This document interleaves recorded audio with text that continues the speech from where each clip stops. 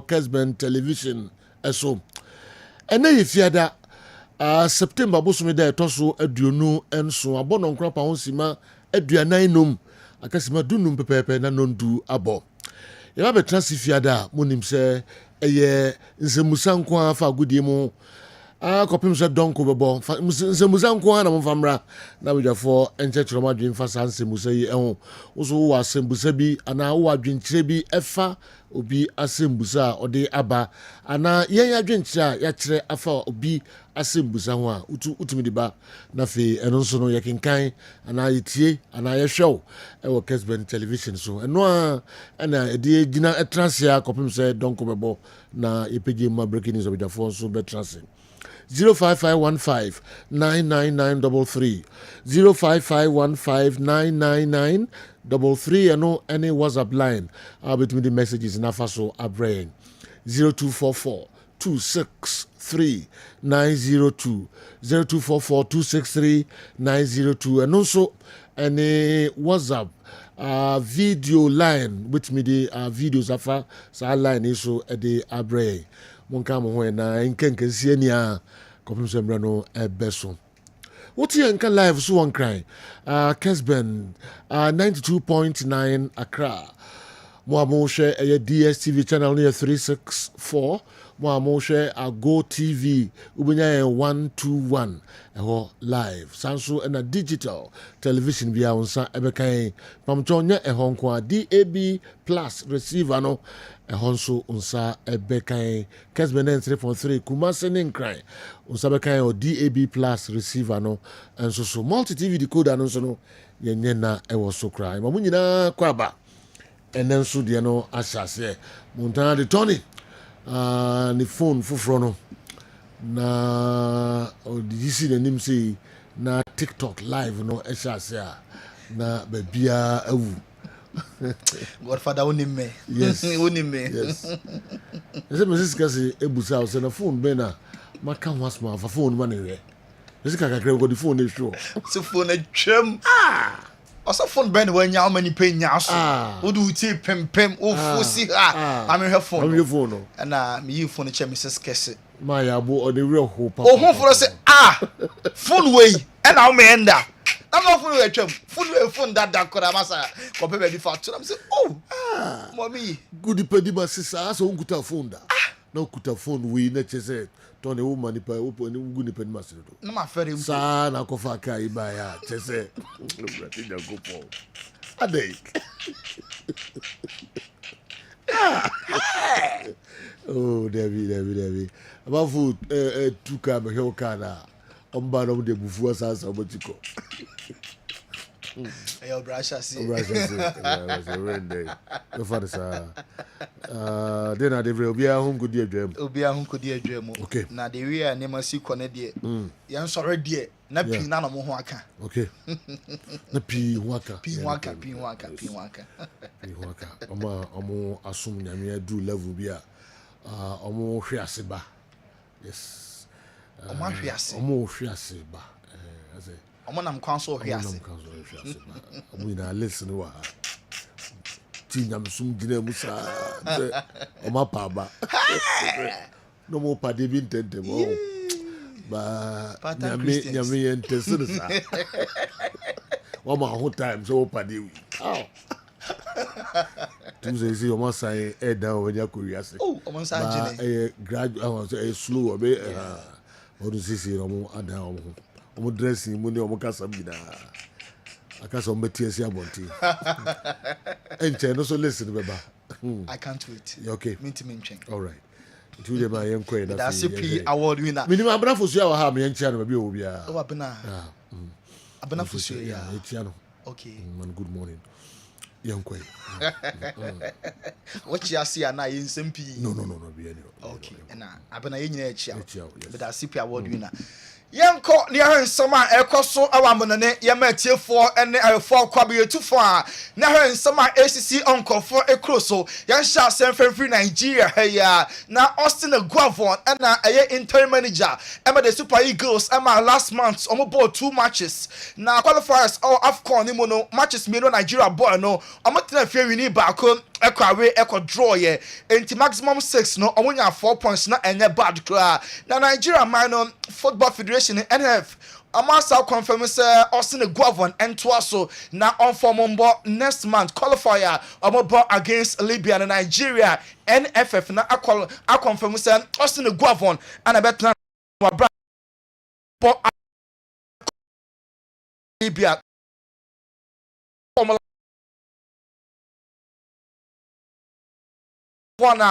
power Gini Dimpa ana yebisa ne say Messi and Ronaldo to you why no ne life ni na akwa Formula 1 one shot that MP soccer sa name between Messi and Ronaldo so two great players in no omo ay amazing na so okofo ni papa ko a obeko for Leo Messi say Messi any the greatest of all time way and in someone F1 legend Lewis Hamilton atimi ede atudwa weekend way our Germany any easy crowd because big match e baso Leverkusen etwa Bayern Munich our alliance na big game no so etimi abasunti Vincent Company versus Zabi Alonso na two players game we akwa gino so ya namfofo Flying Vit and Jamal Musiala who is who attention no wa park so de eyomo mienu almost ya namfo no pao said de oko Spain Nico William and afei Lamine Yamal omo the best of friends no oko Germany so national team every time we hu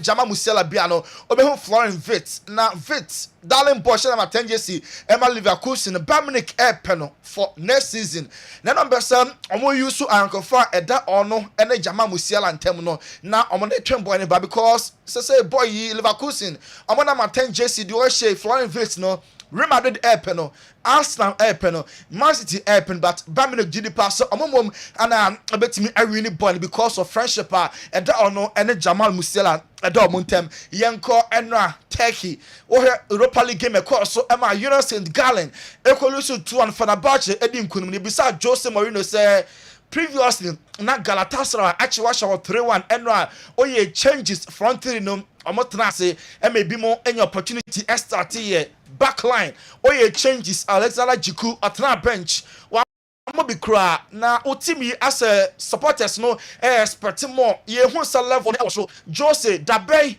ana yenjintum se Fenerbahce mo level no ebeye di obi expect ana Jose say and central for you bisa question said there omo elusu 10 out of 9 matches and I say 9 out of 10 matches there be only 2 matches per ana omo elusu meme enye ne said there money our form eye potosa mo me enten sama Jose Mourinho or the tuja 2 1 in Lille and 1 against Galatasaray. Because the way you speak, it looks like we lost 9 out of 10. I agree in some points. I agree that we have to improve, and that's what we do every day. We work. Enti omo ye juma enti every day omo co training na onu Jose onu sala for na for the batch supporters no expert no nya ndru ho nemum enye bad sa omo lose only 2 games per maybe enye ne said there omo about 10 matches out of 10 no omo lose 9 only 2 per na omo lose enye bad enu tina bibia no omo eco 20 enram Jose LED club no ma omo winning by 2-1 na yenko Europe Italy, our last match, our boy, our Nations League, ne koye pao. Our ana eche France, ayo mhojuma, eche Almighty France by 2-1. Now next month October, national teams no airborne matches. Ebi beba Africa ha, Ghana, yebebo against aye coach akosia pe Sudan. Now oko Italy, so Nations League no, any Israel and ebebo, and ebeba so aye October 14, but before October 10, ne Belgium ebebo tomo double header against Belgium. And then against Israel. Nano and a head coach the Azuris, a coach, the Luciano Spalletti so expecting a lot. And you can say inconsistency, a Juma, Italy so much France next game. Now Omo Kwako Diego next 2 games no also try now I'm team din kunim against Belgium must win against Israel so and try now team ending kun we and in summer Luciano Spalletti so Eddie Atuja now weekend way Genoa and Juventus about Serie A nemo and I'm Genoa and the summer supporters be acquire here wa brand Copa Italia Sampdoria shining no and ya some match supporters team akọ on the board behind closed doors I know ya so Italian Football Federation at the Emma Genoa supporters because against Sampdoria misbehave with power and don't see game at Genoa and Juventus weekend we no Emma fan bia and so team enko pack so kesia at the Emma Genoa supporters no Dusan Vlahovic Juve striker Arsenal say blow hot and cold as goals no said the supporters this year experts no onyan shesa name supporters no enyan to boase right time ebefa said the Rafael Nadal then tennis icon everybody to just say a very good so be who strength and be a weakness one says no strength and weakness into gusua or yeah and so ejuma yeah that's so Italy there yanko Napoli enra Scott McTominay the first goal free say or free United joining Napoli no afei na wahye ne debut goal the ama Napoli into Lukaku and a assist no Ken Luka the ball on echo the right side of attack no lay pass and Scott McTominay ebe finish on how good way and the first Emma Napoli tenunti so special the rain infinity Scott McTominay formerly of United ni go no and I hear our Kessben television so Mikel Merino Arsenal for fano from Spain obaye training moi allo prime until ultimately akan emfa Emma the Gunners name me hwemu kire say after international break no free on the 19th of October econing and Mikel Merino ebetim abo ama Arsenal or recover amana brass na for America no abro madwene mo ntia so na only say bunny shoulder injury no ebema na tenefi achepa na so Mikel Merino ne ho enso toneba only say Chelsea monitor Aston Villa on striker John Duran or form pa abibia no off the bench eneba na off the bench eba on the presence no e Philippa or park ne so abibia no off the bench eba or try one shot goal na wire assist okay the statistics na ehun ama Chelsea monitor no say omunya na enso epe ya wa Chelsea wa de ma me fan so Cole Palmer Chelsea darling boy no also no na the first ever Premier League goal or share you know ne re enfida because Premier League umobida na obo na say uchenyi club from Man City ever Chelsea na o first goal no ni kwa so dia go also ya bribia no so special in the first Premier League goal on Cole Palmer on Feni Agro Kra Premier League goal. What do you remember about this moment? I think it was an England camp just before this and we was doing penalties and James Trafford was in there so I was thinking he might know where I'm going, but he didn't. A big moment for the youngster. I think it was like a minute 45 or something before you took this on. It was a long wait.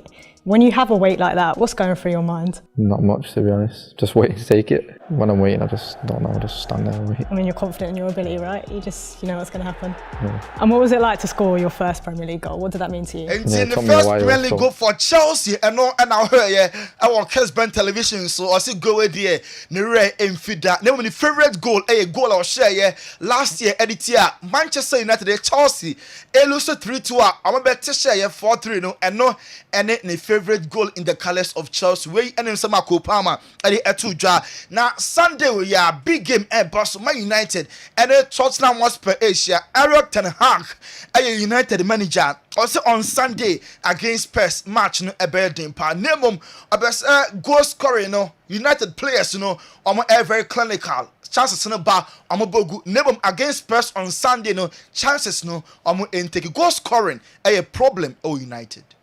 It's the key area. You have to score more goals as a team. I think we have players across the team who have the abilities to score. But that's clear. You see all the opportunities we are creating. We're not scoring enough. I think it will be a very intensive game. But it's always against Tottenham. And that is, I think, also, it's our style as well. We are a coach, I'm United, Eric Ten Hag, and I was in kind of Sunday, and I'm next person, so but Dijan Kulusevski, Tottenham Hotspur, I'm a player, and I'm Europa League, Eche Karabakh Eshomo 3-0. Now also must switch focus from Europa League, on my attention Sunday United match. I'm ready. A lot of players rested today also, so we have fresh legs for Sunday. It'll be a tough game, like you said, against a top team, but we have to win those games if we want to compete. It is a real squad game now, isn't it? It's a chance for players like Arsenal to Spurs summer compete here. Also winning big games. United a bigger club. Must win at the Spurs. I don't see any players ni bi ho.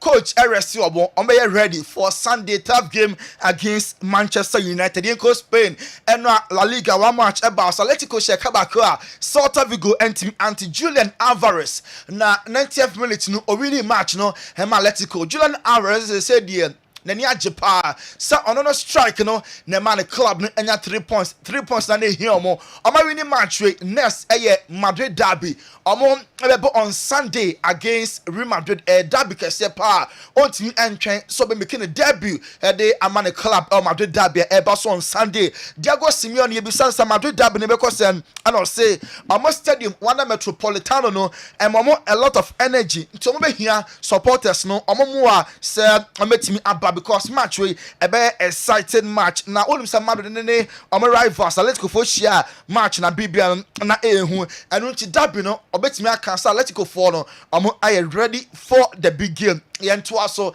encore Atletico Madrid rivals Real Madrid as well. According to Dario AS, almost Carlo Ancelotti, the current contractor about 2026, the coach I well and said obey extend the person will stay at Madrid beyond 2026 and to Madrid at the contract extension of a bad opportunity cry. Madrid any fear and until some case or extend a longer period that only be aka ope so better Madrid actually and until contract obetimi renew. Anna Lewandowski Robert Lewandowski a wife or say the last 15 years or not are responsible a Biana Lewandowski edini nyina no and obey or a gym instructor and of the foot on one ekrokwani so far so very good over Lewandowski baller obo edema Barca 7 La Liga matches season way na was 7 goals into a bonus in a diet there on fe niagro crown and ya aduane bia na so wudi off season obetimi aye name bi nemo season chance ya also to me Ghanaian players according to Anna Lewandowski or senior aduane bia ana obo season wonso am obetim edi na Lewandowski nanga samu ekasai ana obo Lamine Yamal abaso or so boy ni age obetimi akan emphatically say yepe one of the best wingers in the world Lamine Yamal or the best currently by far about the wingers we are here born onimbo echenkofo ahodopi yenwam our Arsenal so Jack Wilshere Arsenal youth team coach and Bob Mikel Arteta baso we say ono coach Arsenal kwada no hena FA Cup course Carabao no Arsenal bought 5-4 Jack Porter goalkeeper 16-year-old Odago Emma Arsenal consider only one and Ethan Nwaneri no Arsenal nkwala enti the first no kosi akan afei sa revert echo Arsenal youth team na Jack Wilshere Bob Mikel Arteta baso se waman san kwada no opportunity boa omo na ba omo ba back no and demoralize omo bia no still na niema koye e dia san kwada no. And like at least you're part of something, I was in the midfield with experienced players, and Jack was on his own really, and he was having to organise a back four in front of him. Which, listen, Jack's the type of personality that I knew he'd be okay, but it's still a big ask for him, and I thought he was outstanding. And again, credit to the manager for believing in him, because it's a big call for a 16-year-old to go and goal, and I thought he was great. These guys feel about dropping back down to the academy, the under-21s. Will they do Jack Wilshere to draw our talk sports. So young Liverpool as well, Anna Slot Liverpool manager so far.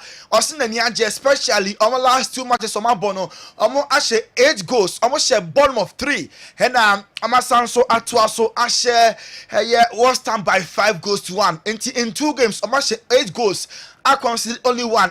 Anna Slot happy with performance so far. Liverpool players and here omo enso omo ento asosa Enaki William e dey atuja say nenu aketwa Nico William oye happy say o stay here e Atletico Bilbao na Barca for epeno wan ko Barca na say watena obo ede ama Bilbao na unregretted that according to Inaki Osiniko onu no da say wan ko Barca was stay obo ede ama Atletico. Big Sam Allardyce former national team manager ama England o coaches so many of the Premier League clubs Bolton Wanderers no amanaji omo pen and say ya ho ya jealousy and I'm a Premier League no almost all the clubs said Manchester City omobenya asotwe na Premier League title no yaji pina ede from some 115 charges no jealousy ya ho ya na ma Premier League clubs no chuku Man City said a player the tabo be ball na fe titles no yaji pina ede every omo Man United omo chief executive officer Omar Berada say afiwe United person omo celebrate omo project 150th anniversary into league na here but Ayrton Hack any players no eke come ho na league no omunje enfancy omona so omunje league na ebetimi abua pam 150th anniversary club ni edino ene man etimi akoye pa ede amomo award winner wadaroma ene fiada questions mo say pina na eba enti yegina we so na nkofo close nsem ni enfancy. Okay, Montana the Tony Godfather yemfancy na questions no ba ena eba enchekra yebeka questions no ede amamo Kessben television Kessben 93.3 Kessben 92.9 Accra DSTV channel 364 Go TV channel near 121 questions no ababegum bebrebe mumfa kakra emeka ho na fe informo the first part of questions are modi ebreye no 05515 99933 05515 Monfa more questions no emfa WhatsApp line iso and so emreye Muhammad fa WhatsApp videos no 0244 263 902 0244 263 902 and no your WhatsApp video line and also your day ato me din komo kakra aba me ba ya na yede more questions no ehonsem no enso bremo and na your Friday edition of Midfield Action Kessben 93.3 Kessben 92.9 Accra. All right, time Herbal time Felicia ababe translate at the time Herbal nkomo ebre yanko Felicia ho na fi yenhwe de ebre Mami se boko de. Boko se. Yeah, I didn't go for asipa. Na what is saying? Na go pardon me bia boko me hu na che. Se me hu wa che. Yeah, oba. Na me se me twen o me gina wa mante wonka.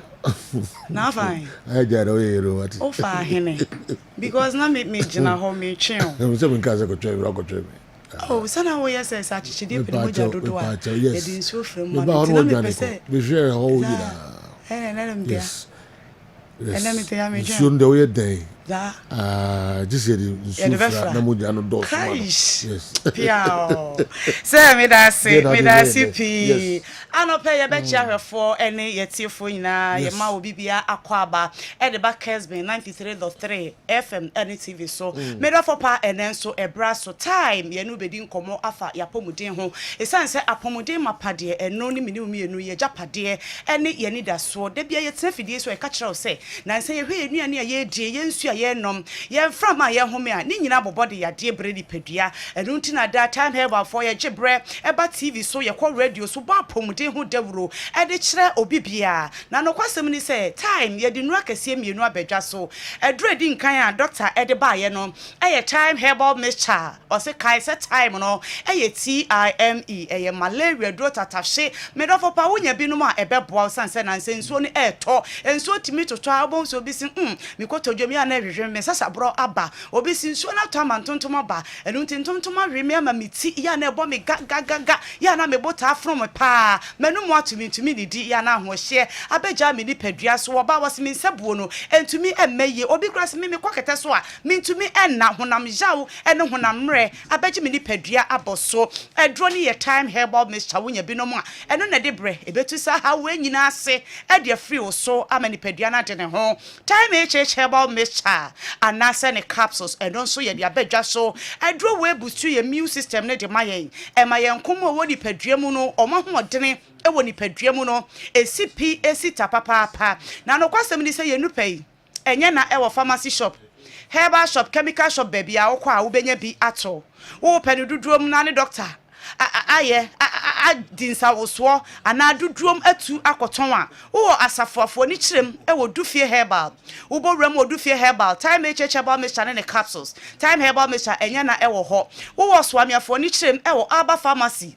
ana se me herbal ana se wo patasiafo ni kirem o NNA pharmacy abosan kase na Pure FM e wo soro no NNA pharmacy e wase wo bowram e wo ho a time herbal mixture time herbal mixture ne capsules enya na e wo ho no mo number edidi djuma no wo hwe wo TV ne so a etwagu wase na so safa pen ne paper na mebobo e di amount je number no ne frɛ Dr. Penny no ya re bia e ha wo etete wo no e ye 0244 41 76 69 0244 41 76 69 0244 41 7669 made up for part time your number ye didi djuma no eno no ena ye di nkomo kakra afa ye dry ye di abadwa so ho ye friend say time herbal mixture anase ne capsules na nse ahwefo wo fie omo kan mo say say the time herbal for mo ba mo kan time ho asem kra e no kre time herbal mixture de no kwasem ni say aduro no waton ne ho dada e na wonam esanse ahodi nuro a e wo aduro ni mu a e de bre tutu yade ase no Dr. Gusua de ahodi ni bi aka ho enu nti time herbal mixture e ye aduro nwanwaso malaria dura se wunya bi na wono mu a wode bre etutu malaria na se na no kwasem ni se sanse nyamedi nimde ni adom adia Dr. Penny Munti no papa na boawura kwayem na papa ne ba no wa ma ne nsapan wo ba wode dua na hahan na bena ene ne hini ena ode abefam fidiem di time herbal mixture ne capsules wo san de aba na aduro beduru wo mai mu sadia Ghana fo ase gie aduro no atum edwomfo ma enom a driver for no ma police for enom wo bia enom aduro ni dia danse eba na no kwasem ni se bia na wo fie na wonim dwuma aduro ni edie time herbal mixture ne capsules a time ye de aba no aduro ni boost your immune system no na de ma yen e ma yen komo wo ye ni padua mu no wo ma ho odene e wo ni padua mu no esipi esita papa da bia ye tena fidie so ye ka kire wo se e ye ni padua yi a e wo hoi yen komo na ebo ni padua no ho ban se be ya yade entimi fa kwati kwa so e mebo nwura ni padua mu ye hwe wo bia ni immune system ho odene e wo fom a e ya na yade etimi etoto ne basa pa wo hu se da bia na ni sisi ye ne ya da bia na ni ti dwa no da bia na ni subri no da bia na wei da bia wono nko ayare ene ni edi asie sensunsuanso we nyina e kire wo se immune system na ho de no aba fom adure betumi aboa akanya immune system ana boost immune system e de ama wo no e time herbal mixture ana se ne capsules eno nko ani adura doctor asheda aje edi abasa Ghana for ye no nom na emwa na emboost your immune system emfama yen ne ba ne sa yade bia ye ne tonkwanta ye bepai no kwasem ni se obi wo ade bia wo complain se ne to asintini eya na etwe no obi simi nan kokomu no eya na mikotodwe mu hwehwe me sansunsuan so sa ya renkinkiti wedum nyina ewo oni padua mu no time herbal mixture ne capsules no e de betumi aboa wo eno na wo be no nom na aboa ma wo nkomoa no ahoɔdene wo ni padua mu no etumi SCP esita e de ama wo e ba ne sa ya de bia wo ni padua mu no nkomoa ne pampam wo nom nyina e de free ho na no kwasem ni se o nom time herbal mixture anasa ne capsules e de boost immune system ana wo de hye nkomoa ne edene e basa na wo si ban aboban e woni paduam afiri yade ahodo nyina e ho ye no pay enya na e wo pharmacy shop herbal shop chemical shop baby a wo kwa wo benya bi ato number doctor edidi djuma no e ye 0244 41 7669 0244 41 7669 enu achi no time herbal mixture ne capsules ye kanfo e de ama ema baby a oba wutie mi ekoduru bia ana wo hye mi bia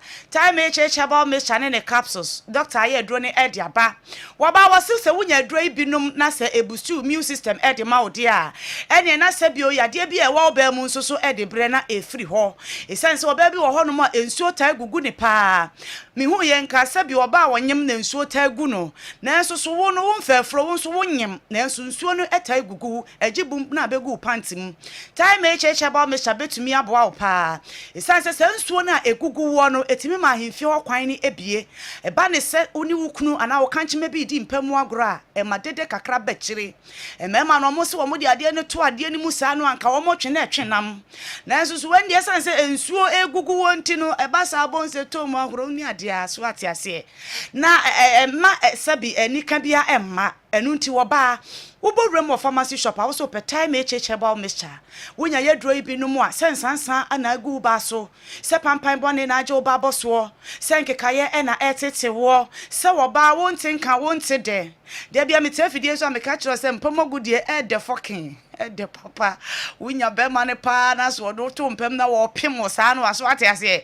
And my grown a de once or bana Kenya was so what I say. To a bass, a unia tincanas only bemedim pemo gronas and agent me my farmer wa. Time about Miss Shannon the capsules near come for Eddie amount. Unya draw a bottle back whom you know no more a bebow. Emma would nip Pedriana immune system now one didn't know SCPS tano.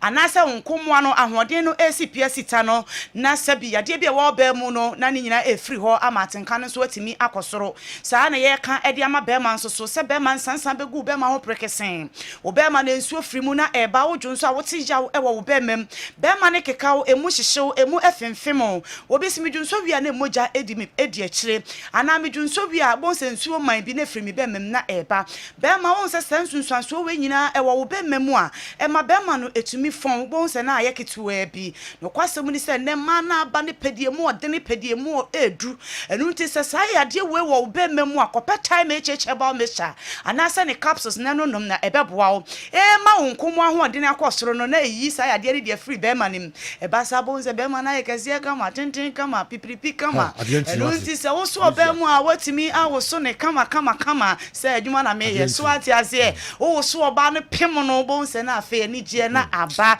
e ma ne so mo pedie mu odene o mo pedie botron ne ade so hu ti be ma se yare wo mu a wo so de ade ni hye mu abonse na adwojo se yensese nwomo se yenye de yo time me cheche ba me chane ne capsules ebe bo ebe ma se bi sisie ni mu ayedene kotodwom be yedene nyame adma next week mebre ubi na watumi anonom na aboa wo na ba ne saa na se wudi mpamu agora enije aba etumi ede amount ebusia ebre no enso ye twa me so e number no na sami branzo enso enti bema Mr. Boremu of pharmacy shop herbal shop Comparative herbal mesha oto atobi komo oba na ofie so ate ase mo no na oba no na bema no na sabi ya de bia free oba na hemfie ho na bema so yare bia free sabi wo bema mu no endo na unzo so oba ni mo abone papa na manager ba na ba 0244 41 we okay me okay very okay. Na se me kasa wo na wo kasa na wo ni mi ye me ye adwuma o for na manu tu guys okay number na me bobo wa mobi other force 0244 boy na me mo 0244 41 why on so mafia okay 41 76 69 0244 ndi ya won fe me 41 Saka number review 0244 41 76 69 0244 41 76 69 edro ne yesay TIME piao na ozese mingo sorry ko za to abe so akwada se opade kokko ehu a yete damrama ahaban sorry ko e kire no na da bena sa be ne bebe oh de se wo fa ho e ba so wifu oba na dwo no say sorry ko say mingo akola boni say mingo all right TIME time herbal na Felicia abahaya dwan ha na pay odi enkomo friend numbers no na money no endi enkomo si okay ye no hwe mo messages na mo de abano na fi enya question na mesro memfa mba o questions nkwa na ye entertaining ewo ha ene anopai nti wo de ne question na pa cho fa breme na yen kinkan bidafo nyina no atrase na yen hwe adwenkyira yen so ye de beba afa questions yi enso eho Dedi Kai say, I want Marie Jetta to profile Erling Haaland. What makes him different from the young strikers of the modern game? I want Marie Jetta to profile Erling Haaland, and what makes him different from the young strikers of the modern game? Coach Eric Ofori, Dogza United FC. Ode Abreye, I don't know. Holistically, can you look through the Kotoko squad and tell me which formation and systems best suits them? Does formation win games? Alex Nyako, Doctor of Pharmacy, Arlington, Texas, Unaudiwe, and so Abreye. Okay.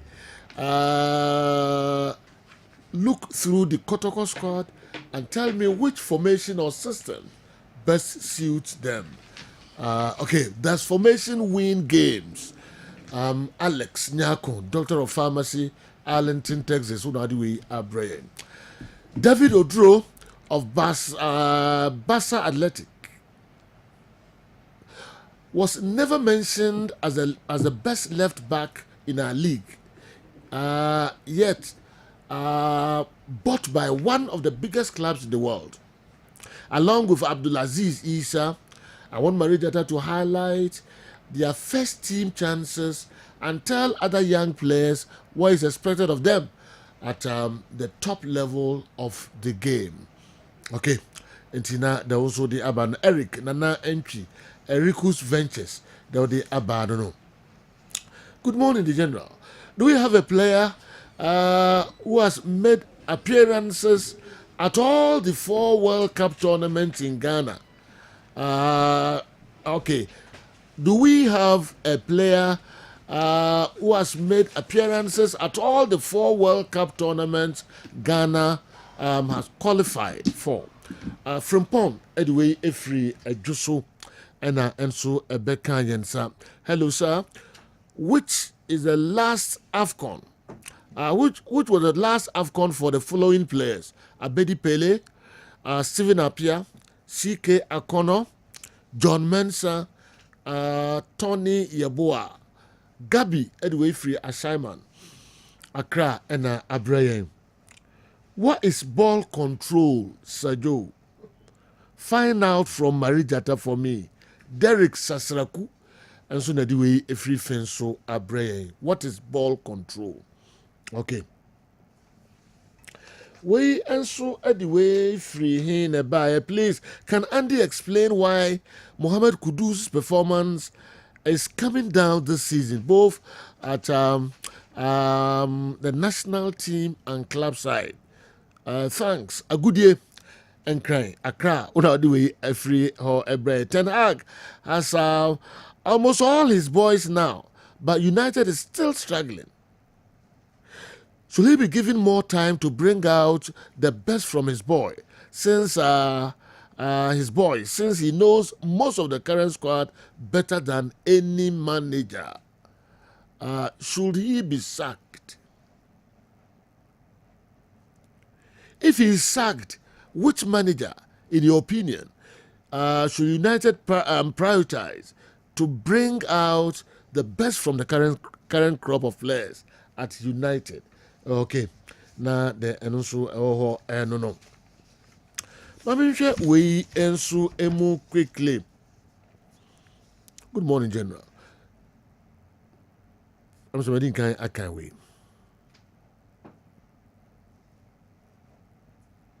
Also, good morning. Has a foreign coach won the Ghana Premier League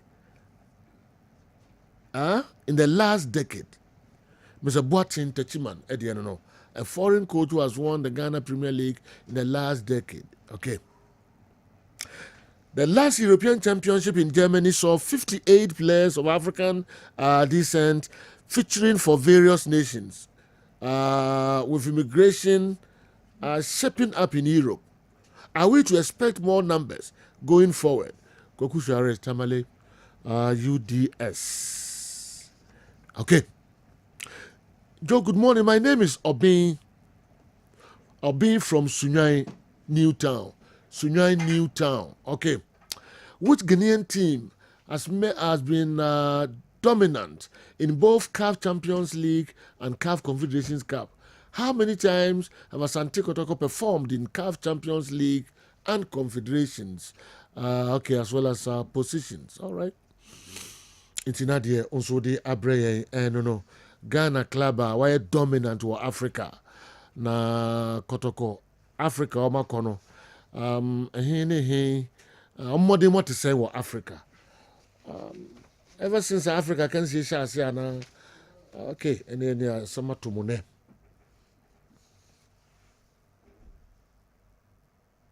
With the influx of some young Ghanaian players making it in Spain and some European countries, don't you think it's an opportunity for Coach Desmond Ofer to tap on these players and make our presence felt in the under-20 level of African football? Alfredo, Edway Ifri Takwa Ena Abraying, Alfredo. Okay, me free Alfredo na mako North Kaneshi Accra. And Kwaku Pedri, anyway, by Kwaku Pedri. Also said, discuss with Andy. I hardly see Italians playing either Barca or Real Madrid for the past 10 years or so. Kindly check. Okay. Discuss with Andy. I hardly see Italians playing either Barca or Real Madrid the past 10 years. Okay. Kindly check. You drew her, you better check it at the Amamo. We also say, good morning, please. I want Andy to tell me between Rodri and Valverde, who is ahead of the other and why. Okay. Enti also diano yebehwe Telekubo Kazo eho ena better the way free ebre Telekubo Kazo in the western region of Elembele. Why do Arsenal ladies play better football than Manchester United's men's team? Oh, better. Better. Man, you fans, no. Among Fadi, we walk us out. Now, them so the brain went to my Modino. When you bold a Modino, yeah. Okay. And as we the buyer, say finished. You see, man, you finished the fruit, the man you are better. And the girl has Manchester United exams. And effect, and now effect, yes. And yet, yeah. Manchester United food. Food, oh yes.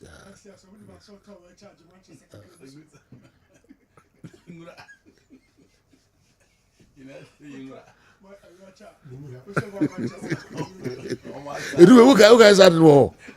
Auto watch, I know what you man you got. So, Oma Umura Kakegusu.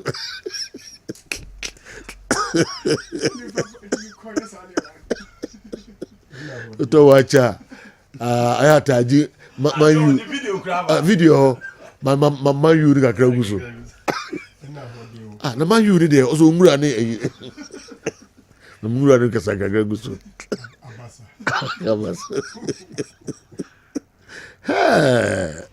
Manchester door money so they are hemp on betting for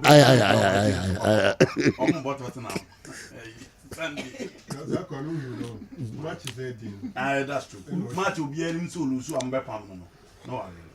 But with your to us how this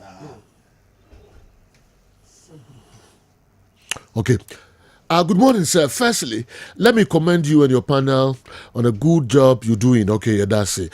I would like to give you a breakdown of your program in the past 14 days. Oh, sir. So the people... okay.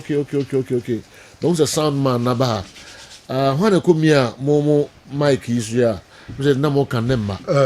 Yeah. Let me say, confirm what to him. Man, you for what to so the book is Madia. Man, you for what to him. Yes. Yes. Opa no everything. No. Okay. So Abasa. Yes.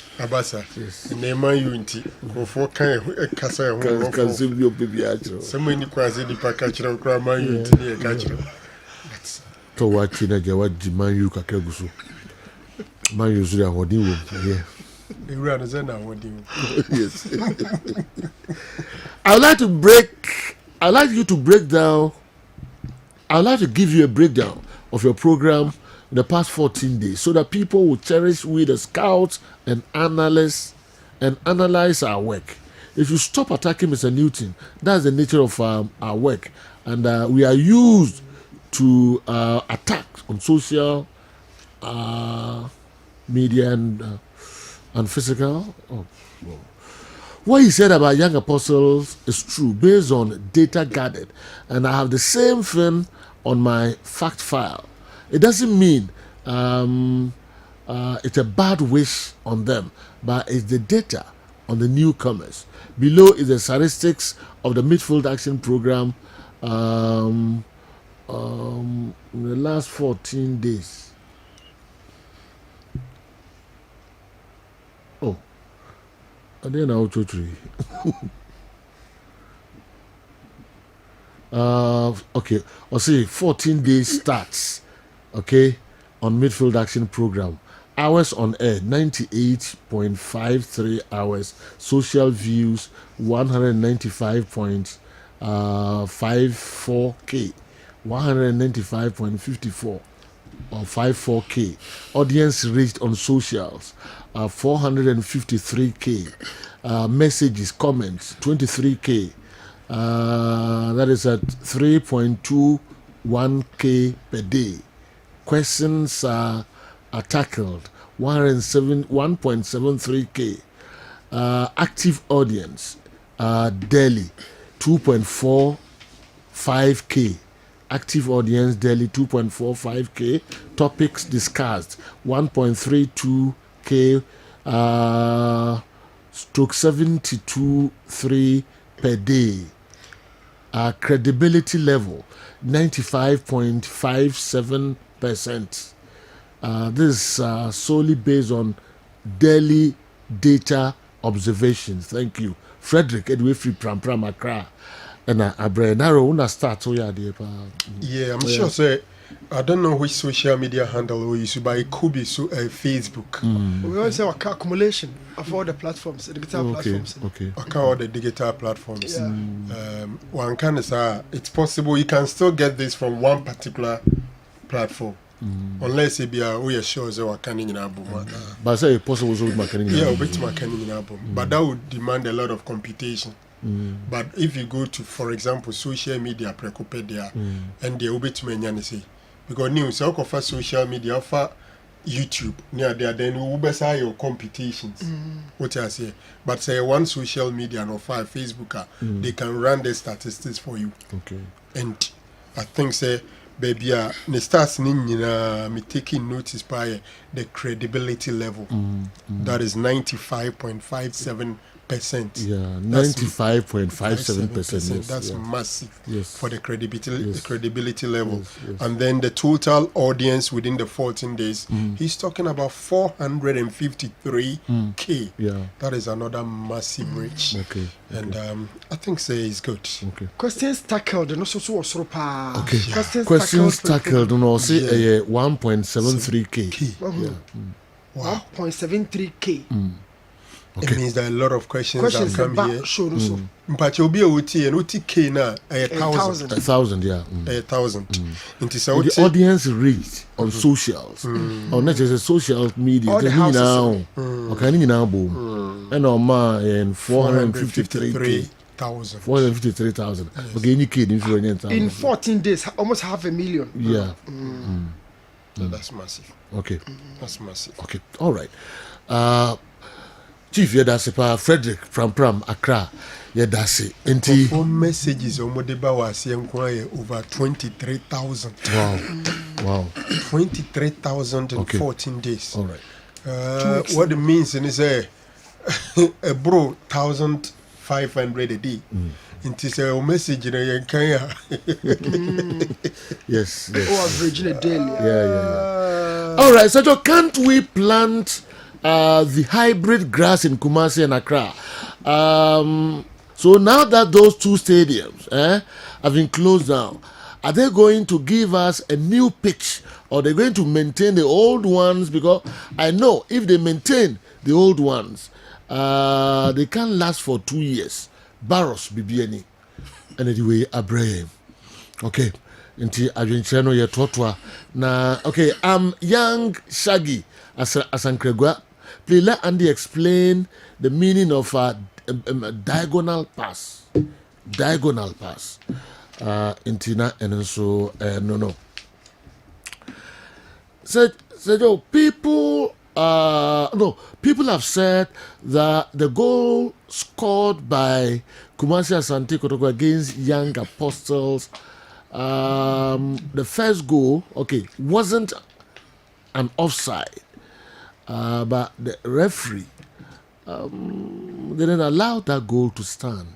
Can you show on the screen if we should believe that assertion? Okay. Yovi Edway Free Ho. I think he's talking about Abetamwa. Abetamwa. Yes. Yeah. Who you are? Yeah. Globe for no angle, no the man, no very complicated. But the other certain angles are who say they are very, very, very, very tight. General. Okay. Be a worker saying offside. Be a no give. No tight. Very. Sir. Okay. But so be train. You bet me ashe. Wait my hair. You bet me ashe. Now still pictures so. But I mean, me rely. No. Usually we don't pass on still pictures. I motion. But motion, so they still a combiner. A wow. Yes. Even motion, sometimes you want to stop it and have it still. Now they are a judge. It is when you get the two, normally you are a boy. Okay. Still now they will come. It is always my watch my here.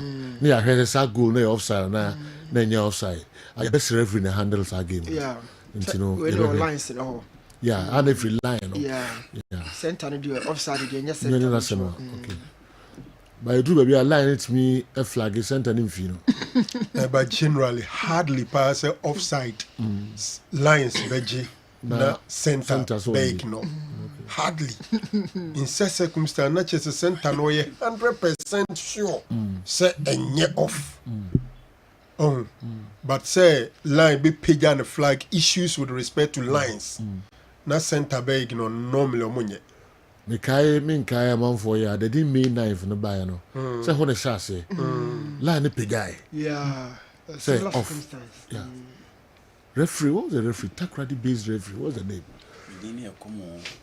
Mary Kai. One show, I'm so unsure direction. It does one show. And I say, we but we ignore ya. And I got to net, you know. He says, on also be pijano. No, so the two. Yes. Ishmael Adu there, one of the goals. One of the train, you see. Yeah. This Abu phone, shy, one of course I say. Encyclopedia. We in encyclopedia. Can also be custom bet now. Acho. Nana, I say was something. Nana, we both the account crano. So no one share coin. And I go that say. Yes. Nana, yeah. Nana say. Or no one share coin. Would assemble to Obin Ponso. Oh. And Nana Kushia Newton were in one. Oh, yeah. Grand we patron san we no.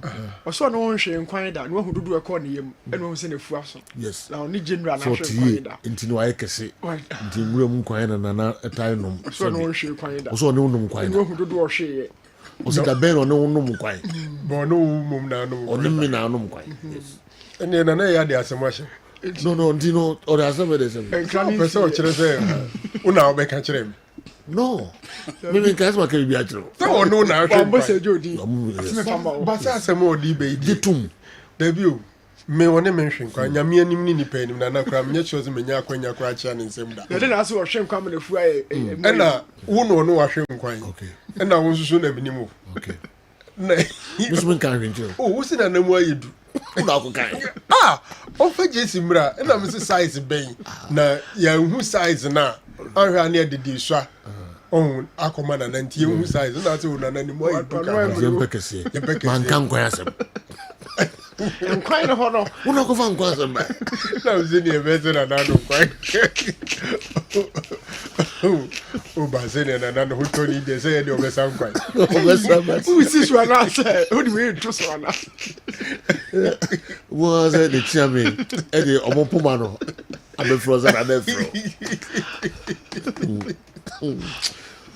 New. Yenra eko a year or a rich keep fit. Remember Bako a baby. Tinda 1 week. And I say coffee buy. Oh, Sabiako from here. Yes, yeah. Nana buy. Na me wa nem say na was small Bako say o me frem ra baby o. Oh, okay. Na baby o so say o say o mo trans ya. Hoko na dey. For flying across the bed 10. And then the guha on the bubu rema cock. Nane kone ho yeme din. Ti mo ha rese was man the champion ankasa. Oh good up ma. Ya di be fa. E be fa. And na be fe bi papa. Bo se na se me fro. Na puma ho e chese o se na asma me ni. O mane e ni brise o. Be di e che de. And that's a good one. More. To be fair, most I record actually then Puma no from. Okay. Now the British mother can up and one can see. Yeah, into no. Naro, we there and Cranaba. All right, what a moment to us. Sorry, Kakra to so. No, what could face it? So what you are saying. Be one so 2 for. See what I come and I could say UK. 2 for so man I am quite be a very no but you all right, we to them quite dey say no bra. No, I'm quite na mumu epi. No sign of remorse. I'm quite epi dey say. Na na ma kwa we kapa mo. Good morning to you and your knowledgeable crew. What I have deduced from what you've been saying concerning the NSA people is that they know the right thing and are competent, but the habits and the attitudes of their employers are the reasons behind their inability to live up to expectations. Yet they are the ones receiving the insults and the chastisement. Now it's their reputation against their work. Okay? Which future depends on the outcome of the coming elections. Weighing the benefits and the malefits. Should they continue to remain tight-lipped and watch their reputation going down the drain? Or should they speak up to erase that public perceptions of their incompetency? Because even a rabbit will bite when it's cornered. Please your take on that. Daniel Kuku, etimetim chairman Kokoano, etimetim chairman Kokoano, a hona Daniel Kuku ediwe yaba. The question didn't they power. The question can you know when they ask him. Oh, when you do for there, you speak up. Yes. King Alpha, Edway Free Bechem, I'd like your able panelists to help me out of this. Can Kopama form last season? Can Kopama's form last season be compared to prime Eden Hazard's form before moving to Madrid? King Alpha, Bechem, also the Abreye, no. Does Eric Ten Hag have a system? If yes, what is his system? If no, what's taking him so long to figure it out, despite getting all the players he requested for? Do you think United's problem is not having an experienced striker? Please, I want Andy to answer this question for me. Nana Yao Bema, sorry. Nana Yao Bema Camp. Good morning, I'm Harry from Accra. Please, I want Andy to answer these questions for me. 1. Who is the best foreign-based player to have played in the Ghana League since the early 90s? Number 2, as Rodrigo of City is injured, who among the players in the team can replace him, knowing how influential he's been for them? Okay. Na the and also Abba no. Mami share ahanum wenum and so quickly. Can Chelsea be true contenders of the league if they win their next 2 games against Brighton and Nottingham Forest? Again, which position are you giving Maresca this season? I want Andy's honest opinion on this.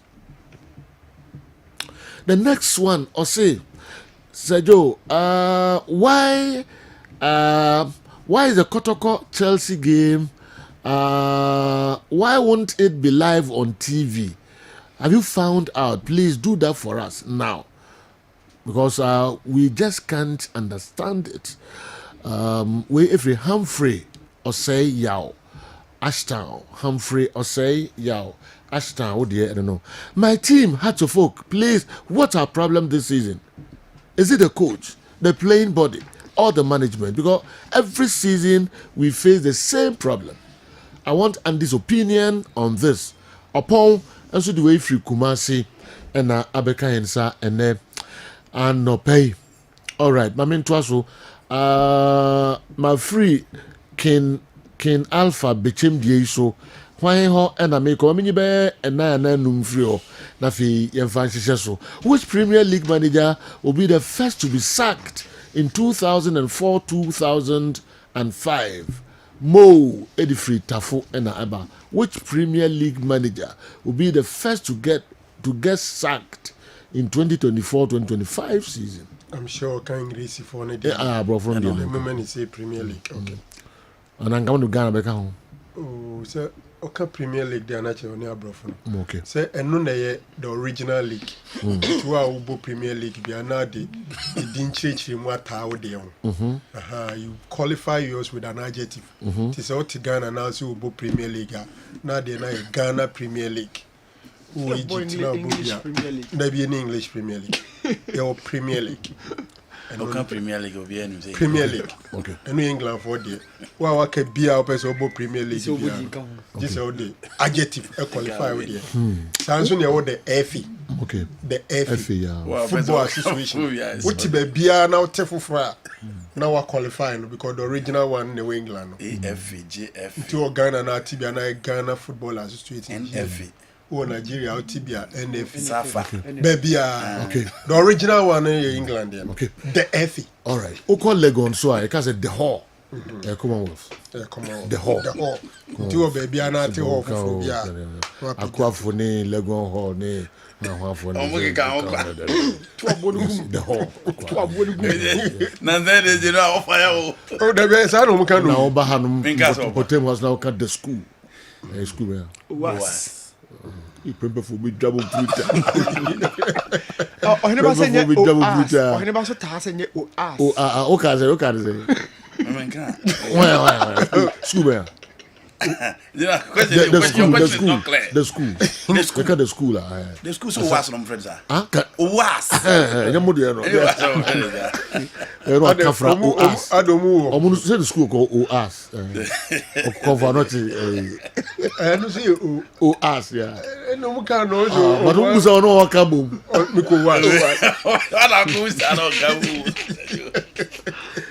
What led to the May 9th incident was a clear case of what is termed in decreeing as wait and see.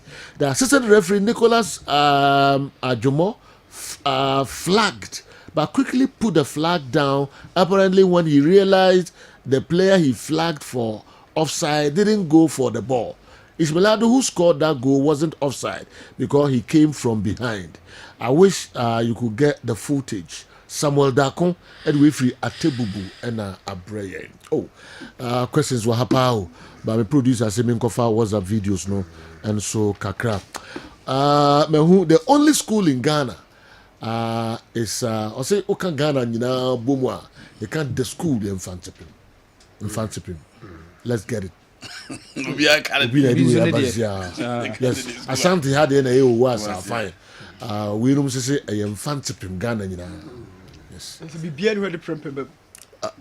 Pachoman Kofasa in Maha. Prempe do was dear. Santo for me no dear. Mean to you, Biantokwa.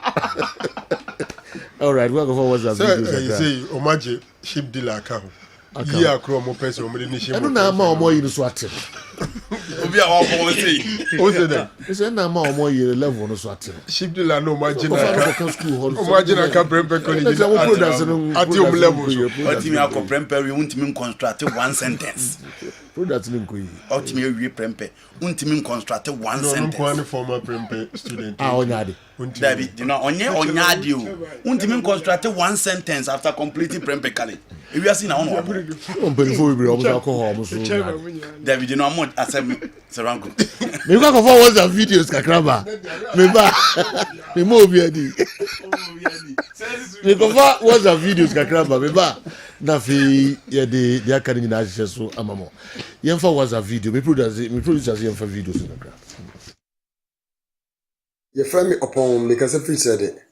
Me ba cha we be se me hunu eduane prayer na ode ka ebo police ni na wuye no na ye chi no sa eduane prayer na okum police ni no akosi sei etosu bi no me ba cha ebi mu se Fragnello o ma me emelini ebi mu se Fragnello o papa ye bokele ni wa o kasa o re Fragnello wa na se box emelini pa etimumi ye hwese onye Ghana ni dia esrama momoye mechia woni watiefo nyina na opanes nyina mo ye adwumaden e Ghana e de passports so mo bo mo homodin ya na ipija na NS4 akolapse de ni nyina mo be bodde uru ama ya na e purchase na mo hwe ni sejo nti ni pese mi bisa mo se ma ending chechi mu mam se nti yentimi nyi purchase ni mfiri wo mo nsema na nti fa ma abrofo no mo nyema ye nti huna abrofo no park na nti ya na yenye ya reho Champions League night I am here said the AC water park pitch no nti yentimi nyi bia na Sergio, good morning. Your friend James because I feel Sanko. Sergio, the question person go someone say I didn't know be what you may be man. Say you couldn't cry one cat, so a free mansa. Because social coaches here, I say, you're no master contract to be up. Almost any no crab to be at me, my bunting. But Mamma here is supposed to do Mrs. Swap. Almost one more on some cat. Now, Pelamacha say, to Ghana and Kwan will be a word, Mamma. You couldn't cry on Paso Becca. Now, I didn't think I didn't know Sour my Ghana one, Mr. Majo, my ending Yano Mammy. That's Sergio, good morning. Sergio, and on a pay, the question is a person who said FIFA Sikana na a FIFA project money no. Omodema GF no. Person who said a yan FIFA for no, omudis can more ma. Omudi a chile befe a juma omudis cano aya na say aya omuni actually meve. And a report ben na GF no. Edikoma FIFA etimi convince almost say scan on them for FIFA project money no say no more ya inti afibia no omode sa FIFA money no den ebro mo yani abiola tema come to 25 also your division I was on 3 your Israel region get Accra na Volta region so as a the second division you're born and saying your team being free Eastern region and the Volta Ambo teams on qualifying now get Accra from quite way Eastern region say team on qualify free Eastern region say free Accra team teams on qualify free Volta region say we get Accra team internalize someone say I don't know almost say your team somewhere Eastern region but your municipal are doing Tomba, normal Bonama qualifiers, and I see the football and a perform. The same penifon, a dominancy for non commission near my Sejanas, Munia, that's it. Hello, Sergio. Good morning. Your friend could feel Jenny Boaty because I feel it. Now, Sergio Kotoko, IMC, no, I'm a person with Visa say. And your modia, and say 2 Fusi Canon Kwan, is almost pending. Obra mo de mo fa any other bia strategy bia so betimi apesika every supporters so no nchen the team ni mu ana. Because me who any innovation be innovative ideas be am dey be count say yes so kwan e for so dia pesika e dey team Jesse Stone e be a seat challenge virtual seat challenge name me on ti se obi e kasa fa ho anu say team ni da ho yo sa no two phone kwan na say oh yes enti omo no dey omo ni ideas bia omo dey back on board ama team no enye sika be count two for dey na o dey ba no e dey sustain team na sa dey team this is two for the bench omo dey omo kuta ideas bia omo so dey be count e dey pesika ma team no etimi sustain team no for a very long time. I mean what is that? Sergio mechewe no abadwafo nyina baba Greece ni me kasa free half goals masem bisane say me pacho between Joseph Pep Guardiola and Carlo Ancelotti, these two coaches why na a coachy superstars in world football. I mean omo munim born legends in world football or mama football aye football na efe omo je ball a efe me pacho between these two coaches why na a coachy bi pa me chiawe no abadwafo nyina Anchemene matare ne wafu nimse bibi ekoso nyame nka mu nyina mo na sejoyi de ekoso Ghana football yi aden na sejo wunni yenimu na nyina yenka yenmu presenters say o Ghana mo sports any fans nyina na yenye demonstration chenchirenchi pa intia aban no ministry ne GFA no na last week so me send video bia mo hwe mo kan enti the woman say Ghana on no correct kan den but o kan no kure bia no ay tamfo say do ugina wo say o kan difo leadership is an art getting things down through your followers nti any edi wachi no we say odi anim na demonstration chenchirenchi pa ye demonstration no ye nche kokko nche tuntum be she fita na dia ko mo so me da wase ye friend Benadu. Good morning Sergio man midindi bachiko yaya Kazafri offenso me pacho me pesa me muza say ya close Baba Yara sponsored me Accra sponsored 2 times. It's a 3 time for the 2 years in year. But you major maintenance be on my almost on my word contract that almost on maintenance. Sika say no more than almost on fire. Company be no more word contract man. Company no oya and say still now say chromosome the commercial sponsored my rent. Edge about 90,000 Ghana cedis is 900 million. Sika no way. Sergio, good morning. Na pome. Enano pe me do dru fanchine bra me chia free fanchine bra enano pe me chia wo no abedwafo nyina enano pe de nyina me team pa. Na de me bisa ne say Steve Oduro Ernest na pia. Why pa na umtam no yade pa. E do yade. Na afi so. Enen tokwa wakan went mi anko walusu. To the corner sabra na time run it na wabobo pa mani age say.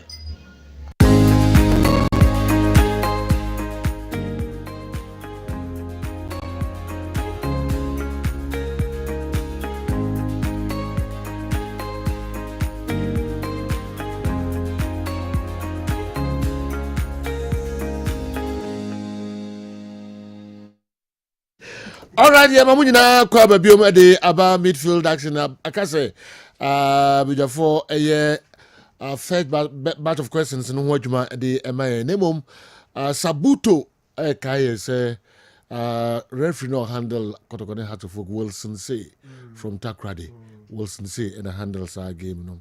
What makes England value or respect number 7 jersey more than the number 10 jersey, which we all know is the number for star players? Newton, kindly explain this to me because I don't understand why such players will be sitting on the bench. Tell me why Coach Ogun benches Saka Dauda and Justice Blay. The last time you were saying he should play Saka Dauda in a certain area. So tell me more. Anefi Sunyain Zongo, the Anefi and so the Ebae. And no. Me so na mene Dr. Edmond Arthur Edin Komoka Kraibaya. Yeah, the questions in no ebeshisha so and so the mamo. Na obisu busa bi ewa nemom yeba mehwede nyina na ye de honsem and so abremo. All right. Kessben television, Kessben 3.3, Kessben 2.9. Na obi sikapa and I say minka we ana okay sikapa ba. Measure also the no at the amount. Okay. Now Runobi couldn't talk about Hamano no. Okay. And if he or say the guy asking if Sir Franco Naro is a boxer, is a photocopy of Sankel Moon, the boxer who defeated Anaya Kunadu. All right, Dr. Monatha, Atras Yenen on Chuchin Kumoka Kranafi. You are more questions in the first batch, no. Now, I am much more, and so the mamma. Doc, so who ye? So, no, Pachinam, I don't know. You're the Yakopa Sepa. I'm saying I'm not almost great. All right. Now, and I pay a month for train was kind of 2. Yes, as usual. When you said traffic now, and I said traffic about room. And no crowd, and I'm all down. Okay. Painful me, some question. Wow, sure. And crowd, traffic. I'll catch rooms over your program. What's wrong? We are. Yes. Okay. It's you, Doc. So, you, Medasi Bebre, Didicano, Yadanyamiasi, Sawadi and Qua, Ache, and Friday, do Friday, say, and Nadiaka, say, Yabehe, hui. Me who say, ya Bebre, ne fare by no, and answer, na chassis, and on the beginning, no, a 33 weekends. Okay. Baby, and Nigel who be a rehon so. Until you could do weekends, in a footwood near them at T4 say, Mama, Yemma, you focus non caught near ye, okay. The biana me kase ni peduano I to say electricity power. Say o supply power at the ma baby na say power na o dia ma no enye enough light ni be bobo nani. You be kase a low current. Nti wo didi no waduane na wo didi na ye current a o receive. Nti say o receive current na aduane ne de ma wa e say ye low current. I was say a high current, sign high current, and a mount enough protection. I mean, once sometimes, you know, say current and too high, so it made it 2 years. So you, it made it 2 years. So into a Duania wood, you know, a high current, a Duania a dorsal. Been the content, you know, and I say. Ne papa ye no nso no question marks bi eba mu a where say wo ni pedue ni mu a eye wo nerves eye wo cells eye wo organs eye wo entire body any other enzymes ne hormones like can bo me form the content of the nipedua no ebe affect wo container no nti anopay me pese hwe complications of diabetes ya kase complications of diabetes are diabetes yes chiriare enya me nko na me ka diabetes ho asem e wo fidie so a doctors ahodo bebre abechirechire edu kwasia da ye ba ebechirechire edu Monday to Friday Saturday doctors for bebre abaha but ye me pese me di shoot tiri me se o wasi chiriare a memma edru a wo nom whether say eye metformin na gavos me dime common other women enye edru a I mean, what the baby on samrane. Menjai nom, but modern say o focus no be ye diet. Diet in mono say yo, your pattern control. Pattern control ni say. O sika o aduane a wodi. Me mfiti anopa enkodu awia no. E honom na enwuma kese no dodo na igina. Enwumre obeye adwuma e bia wo night duty. Enipa he na ye adwuma enwumre. Tise bia nipa kakra bi. Eno ntino sa anopa na ne awia na wo say o ye adwuma mo a didi mo. Be ma waduane no in terms of content no so ehu hia. Content ne kire say aduane a mi didi mo yi krampo no say na ye no ane faaye starch ne wo mu de say esiche ne wo mu de say enam say ne eguso vegetables ene atosode ne nnuaba e form vitamins and minerals e bo me ho ban no dodo say ne wo eno na protective foods and san waba ye kan say portion size into portion size ne ya dodo a wudi content ne ye ne quality ne papaye ana pattern ne ye medidi anopa ne awia but anopa me mpese medidi enwumre be 6 7 8 ana me kodidi enye enu ntino si ye koni say pa na nkyerɛkyerɛ ya Balm of Gilead for ye de my unim say yo ye vision ye first vision ne say ye be educating nkofo say ne be ya rea akɔyɛ kronkron a nkɔfoɔ nyinya no ebetime free o ekwan be na fa so ye beye no ekwan ye be fa so ye ne say ye be ma nkɔfoɔ kitchen mom ayo omo pharmacy so omo kitchen no ye omo pharmacy dia then it means that we have to first of all look at the source of the food baby e free ba aduane ne ba send your store ne fa your kura ne fa send your prepare ne fa you we container be ne di gum oh ya de chef fridge mu a ya de nuaba ne ntosodie ne nyina frafra with enam na ehihye mu ba e wo baby ba ko ana anase segregate e de fish egu baby e de vegetables egu baby e de kind of fruit egu baby ya no awie kura mpo na ye pese de aka no ye de kwose fridge mu no I mean ye ma no ju o silver na si gya no so ansa ne yatete egu bo mu ya plastic anasa ne hye na na yatete egu plastic bowl mu oh enti we mu nyina ye niam a ye kyerɛkyerɛ na ofa esikyere yare a esikyere yare titi ni papa ma se wo esikyere yare a mesere o se ufo mefutu ya mitu ya ma ho na wotwe mienu ntu na wotwe fo o sugar level be ba for ma onko review no doctor ebebo onsema ma wo de di kan a me pese omomo esikyere yare eye pa ne say nya o blood glucose meter glucose meter na say sugar machine de check esikyere okay obi a wo esikyere bia na so wo diabetes a wo tie me wa fidie so me pa wa chew say yo maame yo papa wo nua to sugar machine ya de check ma no dientia ye frɛ bibi profile analysis profile ne chese anopa me check me sugar no ene ochena de na de kyen eye sen se me ene me didi anwumre 5 na ochena nya me bo me check me sugar 6 a anwumre 5 ye na me di ne na me di ye entebe mo hu say no ene me di fufu aya wo no ai ochena no pa me check me sugar 6 o'clock no fufu no me di ne no me check na anopa no na me check na anopa no fufu no anopa ne sen na menya ebia ene me di fufu aya wo ochina me check ya menya 8 usually more per latest the next day no me check ye no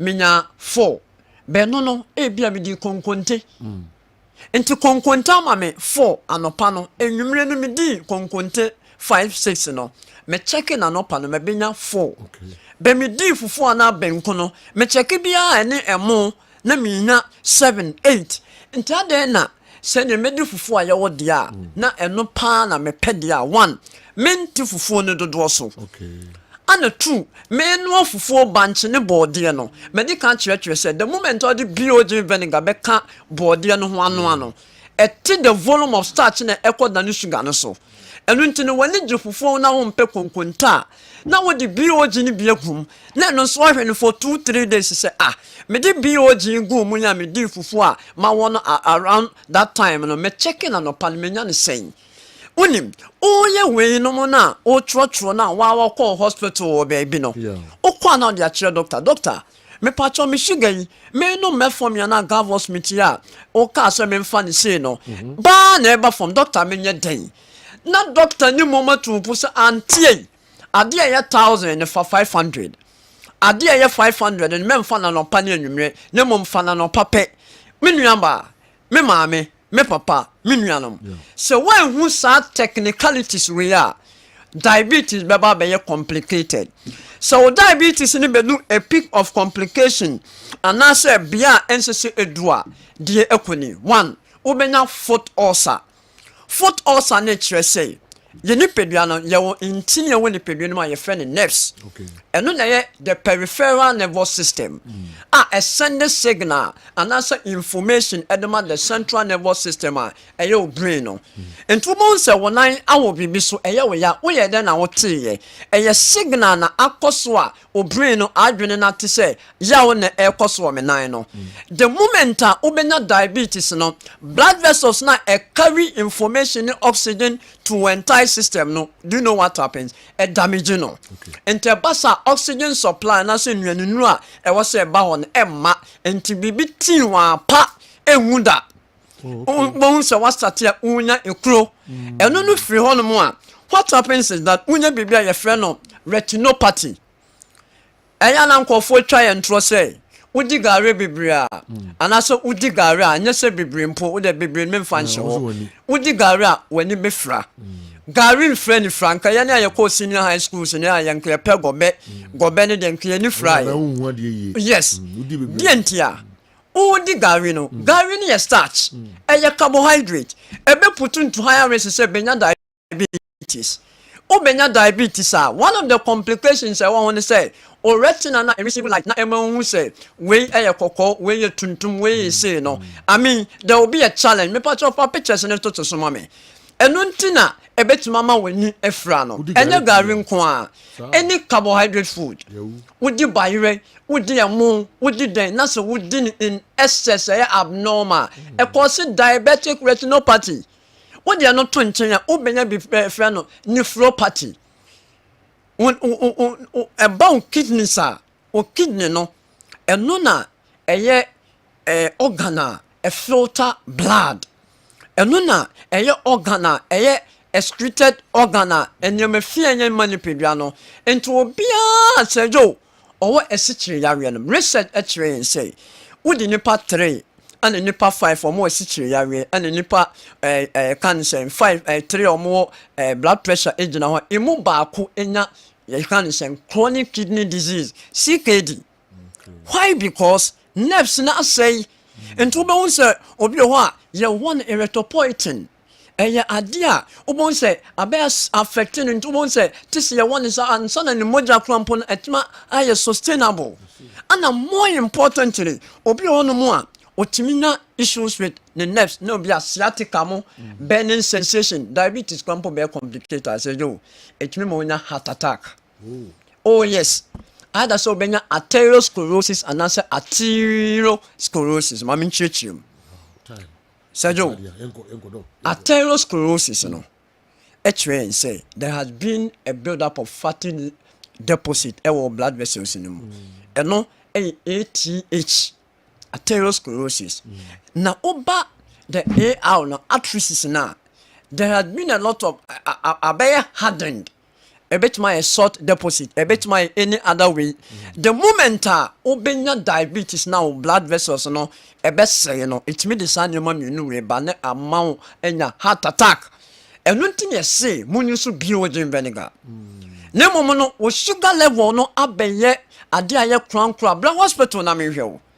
Anya sa sejo o menya sa complications we ana sejo wonim de ntia ya me kasa me so confident and so bold and say over balm of Gilead ya more product pancreas na e release insulin no e ma ne ba no ya more product e pancreas no ho adwuma na insulin secretion aba e ma keke na say highly sensitive to basa there wouldn't be a build up of glucose in your blood enu na esafo e hini enti ya solve one sugar no okonya no we ani ya san chiro se didudu sei ti we so ye we ompe we oba no no nu egu ankre ne grawa mu tebio mesremo more diabetes mo na ba mo Gilead kuma se ya wo the carbon empty for ne chiwo ana oba takra de ye energy choice mart wo ye toa energy choice mart ne so akra baby ba kope ne wo west legon ne mom no ye be sure se obi o wa sichire ye wie bia wo Ghana ha Biogen vinegar nyes esichire ya wedru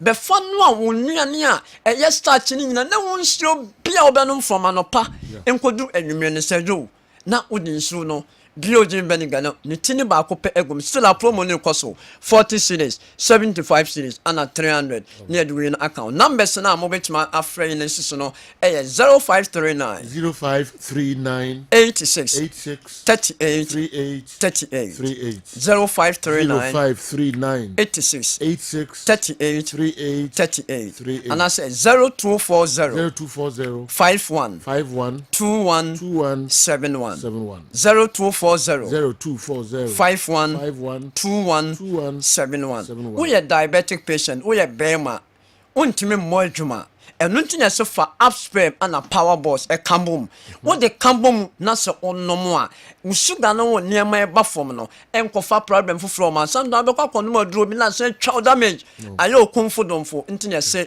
mom ne ni enkomo anidwa na balm of Gilead yentimi emo am nyambo ochena ye hwe wonim e wo ye branches ni nyina say do me da se to awuduma paso yesu ye beda sipa Dr. Edmonatha, Balm of Gilead, Jumawura, that in Sembebre, Abraham Pamcho, diabetes once na all candy, and so no, there when ya emre amboso neno, and say omuni wadro, would dear, ko, and after omu, na ubu say, and nasam kitu akra, na grobi, and na omu ADA. BOGV nigga no so no, ka ho na be pebi, na fire unsuo, fogu unsuo, for no duane. Na obehu difference na obi a onum bi oyusu bibia no e wa dance sonko a odi doc be dance so you mean that testimony sene dia buso e buso okrompo adwun sem ofo fe wa na adwun sem adwun sem obi o be frame bia omo ha adwun jet nye no omo so na frame adwun sem so you mean that ka ho na bra asida house ha na be pay blue mr martin omo nyina no ometon bi e de ama osanso na konkran Kessben FM and a TV as your circle on Sabe can be and so at top. All right. And therefore, transfer that you have more questions, no, at the Amamoye Shasi free Awal Mohammed. Awal and so at the Nidia or Besse or Church and Agrica at the Fahono. Including Omomode messages by WhatsApp videos, but the far by Nino, you want more day now, you need to watch Manka Kankra at the Amamo, the Buria. Seju. Yes. Say yeah. Yami adum Seju. Yini yango panse. Yami adum. Eh na person do the fa hina. Ebuze ya person ka wo ye ho. Yeah, questions no do so kakra. Okay. I think say but me ye ni tew. Seju obi beside say yen 4 World Cup tournament na ye koi no. Ghana Black Stars. Ye wo player wakoni nyina Seju ye ni player bia wakoni nyina. Okay. Ni enka obeben kakra e ya Samoa Jan. If Lanka can qualify for 2018 Russia na Seju Kasamojan could have been at Germany 2006, South Africa 2010, Brazil 2014, and then Russia 2018. So, who draw the Venn diagram now? Who draw all the 4 circles? None of them. And the middle of the 4. But you some of Omo ko emududo. Asamojan na komiensa. Asamojan have been at 2006, 2010, and then 2014. The same also applies to Sule Ali Muntari, Andre Dede Ayew nso akomiensa. That is 2010, 2014, and then 2018. So when mo na ye omo kododo, but say obenya player wako all the World Cup tournaments na say none of them. Say obi beside say with the influx of these young talents omo ko Europe a few way afia yehu a lot of Ghanaian players making inroads pa. Her David Odro Aziz omo ko Barcelona Athletic. She Bernard Somoa making it to Celta Vigo. Omo team no she Kwame Susu Junior also to Real Betis and Obekata for boy Moshizongo boy na Ibrahim also called Girona Nansenya. Ye were one certain Opoku and also Aqua Deportivo Alaves and a whole lot of omo making moves, especially her young boy as about Red Bull Salzburg, that 19-year-old boy. There were a lot of them, and I think it's an advantage for Coach Desmond Ofe. Under 20 AFCON yetimi the last time ye appear, which was 2021, Ewo Mauritania under Coach Karim Zitu. But it was so unfortunate say Omo World Cup edition no due to COVID and Timmy Amoso. And say Coach Desmond Ofe prepare for the young talent, for the Wafu Zumbi tournament na serve as the main AFCON under 20 championship. Basu South Africa no. Obey advantage, but as to say clubs no be release you mo and also bet me a different ball game altogether. But in case we manage to scale through the Wafu Zumbi tournament na serve as qualifiers na ebi a bet me anyamo is I think say this current generation of times na yenya no it's an exciting times to be a Ghanaian. Say some of young talents are making headways, and I think say it could be an advantage for Coach Desmond Ofe and then Mranteno. Say Joe, the list of these players, the last time they appeared at the AFCON, Tony Ebua's own was South Africa 1996. Abedi Pele was Burkina 1998. Siki Akono, that was when he captained us at the 2000 AFCON. Ewo Ghana, Nigeria when we co-hosted. Stephen Appiah's own was 2006. Stephen Appiah acquired on 2 AFCON tournaments, pen or boy. That was 2000 and then 2006 because 2002 when Timian 2004 young qualify. John Mensah's own was also 2012 when he last appeared at the AFCON when Gabon and Guinea Equatorial co-hosted the competition. So these are the list of obeka say these players no omo last AFCON tournament appearance omo meki edema Ghana. Yes, the last Euro Championship witness 58 players of African descent seju omo a obeka say bia omunchi every Africa. So honestly the Europeans are worried because it will reach a time virtually omo European nation championship no ebe to say similar to Africa Cup of Nations because a lot of African players are yawo omo ha ana omo a yawo omo a omunchi every a make headways. First no ebe dey say obe say Italy use black person omo national team. But all of a sudden we came and we saw Mario Balotelli at a point and then Oka Italy national team Destiny Udogi mo ni chie free Nigeria mo ebo. Initially na edin kwase obe use foreigner bi make within the German national team. But the point they started using even omo foreigners yen who omo Germany omo free the other European nations no. Ye be who Freddy Bobic at a point in time. Obeka Podolski ninchi every Poland. There were a whole lot of them. For France there because of omo policy of assimilation and association so omo African players because amount for Euraho since back in the days up till now. Portugal so obeka se similar because almost my black players chance. But sheswe de mu nyina e blacks. Denmark at a point in time Yusuf Urari Paulson ne chief free Africa ono se ka omo team no. Na say omo so de omo hajim Switzerland because I have Bril Imbolo he was born in Cameroon. Obeka Ndoye ana ono so ninchi every Senegal. A certain danso enso ewo within Austria team no. Obesa ka Switzerland main team even a few way a ball European Championship no one of omu goal scorers ni chie free Ghana. And one thing is obeka say due to how immigration is going on no do na obe say some of our people are now traveling to go and settle in these European countries just to get better life and also ama yenkrofo for economy no omo they are part and parcel of the European culture. So now the Europeans have no any option than to accept yem man for no ekamoho. And this explains to you the reason why the numbers are keeping on increasing. And going forward, means na mebeka ebedu maybe ube say some of the white players within national teams, they will be wiped out.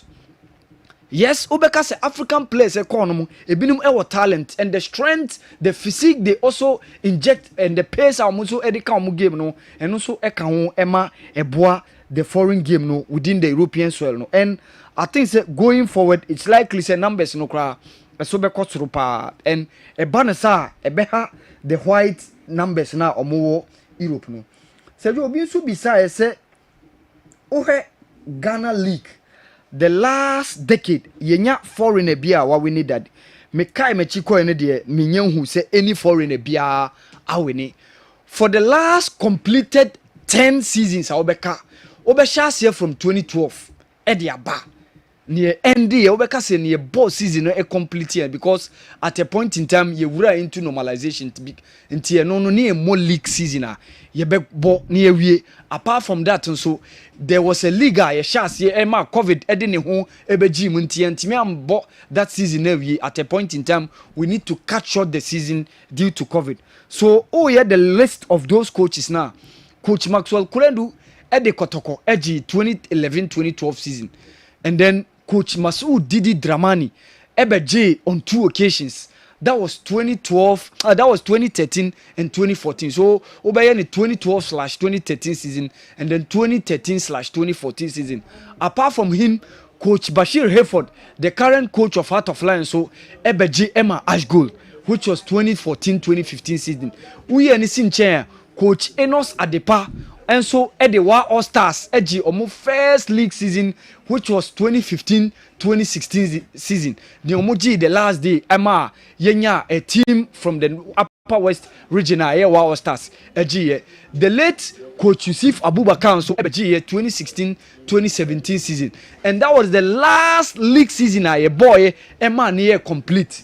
Because when we started the 2017-2018 season, after first round, ɛna number 12 ɛde ne ho bɛgym so number 12 ɛbae no after first round yɛntumi an continue ambɔ the second round of the season so 2017-2018 season sɛ jo yɛntumi ammɔ season no ɛnwie and then we went into normalization so after normalization the season a wɔbɛka sɛ yɛbɔ complete ɛyɛ 2020-2021 season so ɛno no na Samuel Boadu ɛgyeeɛ with Accra Asofok ɛna coach Prosper Nate Ogum so ɛde kɔtɔkɔ ɛbɛgye 2021/2022 season ɛna coach Evans Adotin so ɛde Mediama ɛbɛgye 2022/2023 and then current coach of Samatex coach Nurudin ɛnso de ɔmo bɛgye 2023/2024 season so the last 10 years or decades na ɔbɛka no sɛ completed season no sɛ jo yɛnya foreigner biara wagye the league no within the Ghana League season no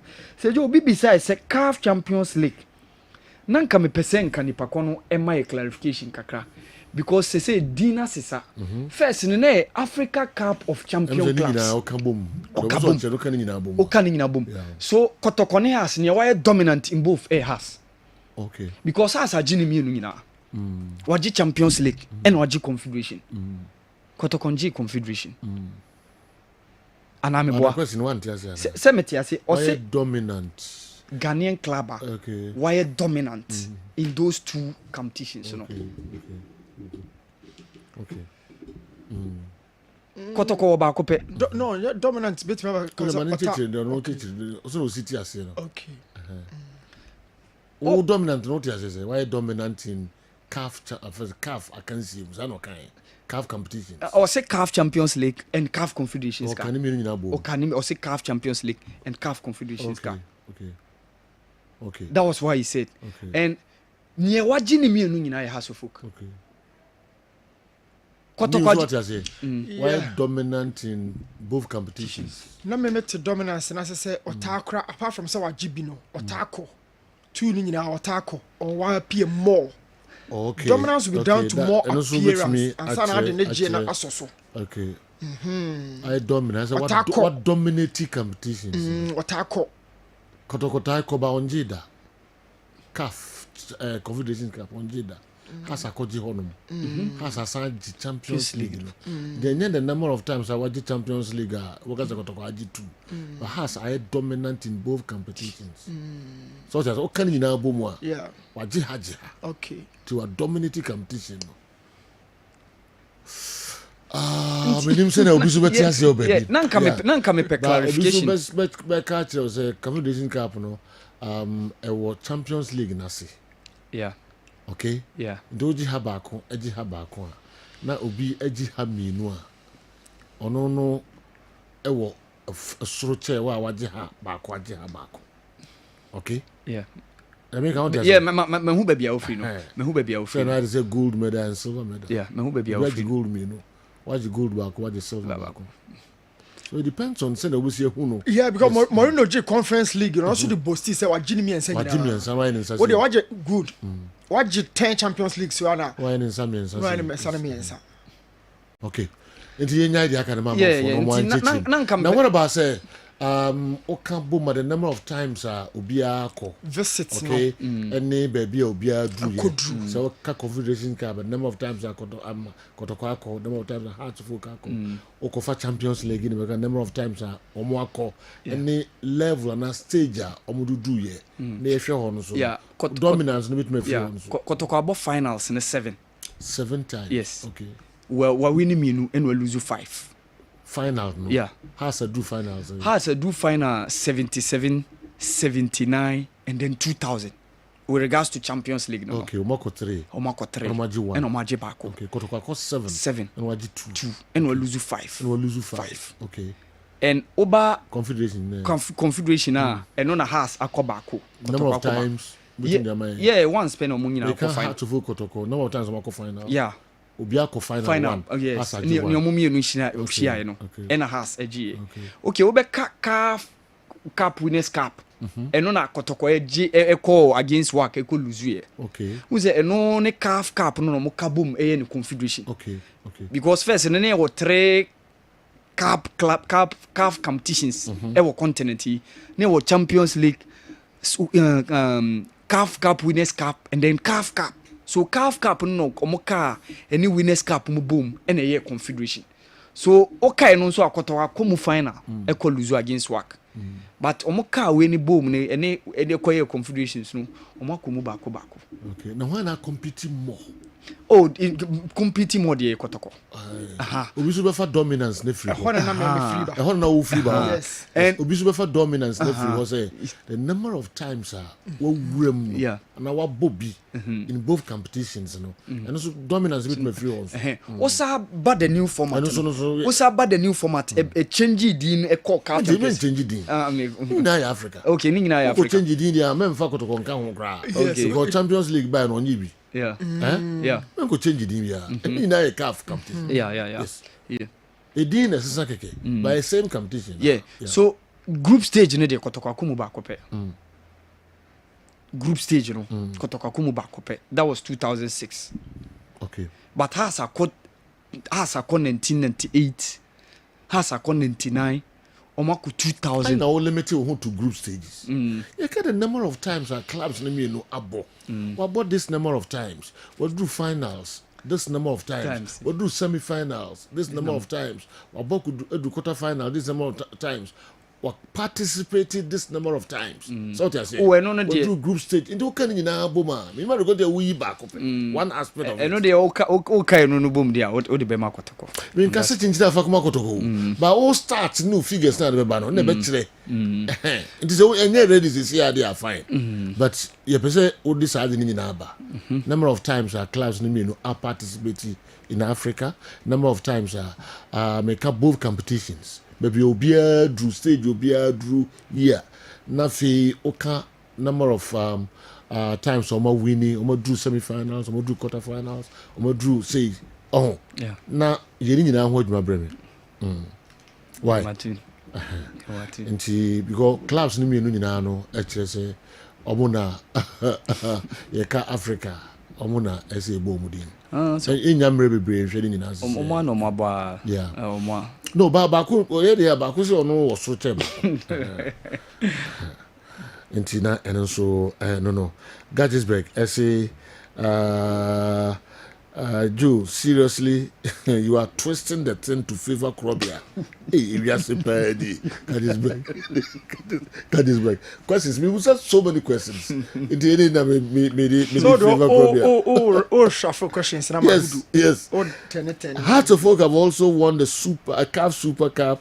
So, are you saying the two Kotoko Champions League will still carry weight than the 3 continental trophies by Hearts of Oak? Abba. Also has assigned the Super Cup in addition to confederations in the Champions League, you know. They had to work at just 3. CAF Super Cup crowd is anyway the tunche. Say one new way say on kobo. And two teams playable.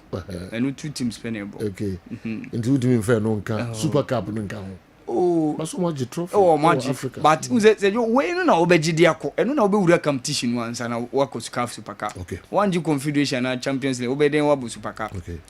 Because IFFHS, you know, based on not only number of times I will winning, but number of times I will do finals, number of times I will do semi-finals. Yeah, but to be consistent in those years, very consistent. Until no one decide boss about the more cloud of the century, you know, IFFHS.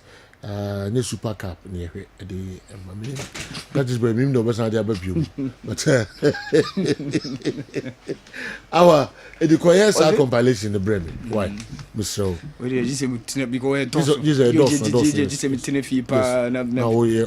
Because from 60s. Who consult to more so? Who shall say from 60s? Yes. Time African. Yeah, who shall say from 60s? It was okay. Yeah. Yeah. Okay. Our medicine afi quickly mako Newton Latte Marijata. New mamintie Dr. Dawood Mrana. Yes, 3 minutes. Okay, Dr. Dawood me bana so here na mako Newton so. Enu anum ni adofo, ye frame me Dr. Dawood. Me na me da Dawood Heba Hospital ano. Na enam me so enane Dawood ointment. Dawood 360 capsules wodwa manso a ene obi adi hu adanse na duwei edutwem Dawood ointment o se fatwi na ebeko ofa Dawood 360 capsules or CC na ade wom na duro mienu we e adwuma bom obi a osisi ye o yapa de obeye ne se wo de Dawood ointment no etwitwe osisi na anopa ene anwumre a nansa bia no na wo de bia bo asawa obetimi de atua udware wi a fa Dawood ointment wo de te ne fa sra ta bre kro na no na wonom Dawood 360 capsules no anopa ene anwumre na danse na ba amane wo de enko na enko ti adanse ni bi Dawood ointment edrowe me straighten and welding the toda me po djuma na me honam nyina me hu bibi enyi ba se minya sa Dawood ointment we na me twitwi a na no paso minya Dawood 360 na me no mo a eze kware me ye adwuma kura se kane no te drowe de edi masema ma no be di so asema ma electrician na ye adwuma ekofia yentimi na Dawood ointment so ye adwuma na obra okodru fia fa twitwi ade be che no na wo hwa ye den Dawood ointment fa twi keke na ebeko lua me yusu mama hoden pa ma metumi gba adwuma bibia e kama e ma me ye Dawood 360 capsules and a Dawood ointment o memre we no na do we no so twitwi wa aposo e be ma ya oni nyina afiri o ma de che otumi be gba adwuma Dawood ointment fa twi na ebeko da bia amfo company da wo ka musa akospreda mi secret na nu ani ebudo na ani Dawood ointment ene papa mi sori anopa mi twitwi mi sisi achi mi babia he mi ntebre secret ni nie ti so ba so what say me a we use Dawood ointment that is the secret of my taxi driving me a transmission gearbox specialist ejuma mi ye en kan na mi pega ade a na mi nsakura ntimi pega na ase me ma ade so na lock mi sisi se fi se mi share Dawood 360 capsules and the Dawood ointment aboa me bebre the dry man so amente ya mente bla bia obia mo modern so betimi ape Dawood ointment and the Dawood 360 capsules enya biato odofo se wate bi aduro ya me ka ho asem no eno ho adanse ene wono madi no ko pharmacy e ben wo herbal shop e ben wo ne koto Dawood ointment Dawood 360 capsules na se de enkrofo di ho adanse no wo so bedi ho adanse wo pesa wo frɛ a eno na wo screen ase no 0244 88 64 37 na 020 168 1717 baby a yeton aduro wo man Ghana mu bia no o de wura house o pe Dawood ointment and Dawood 360 capsules.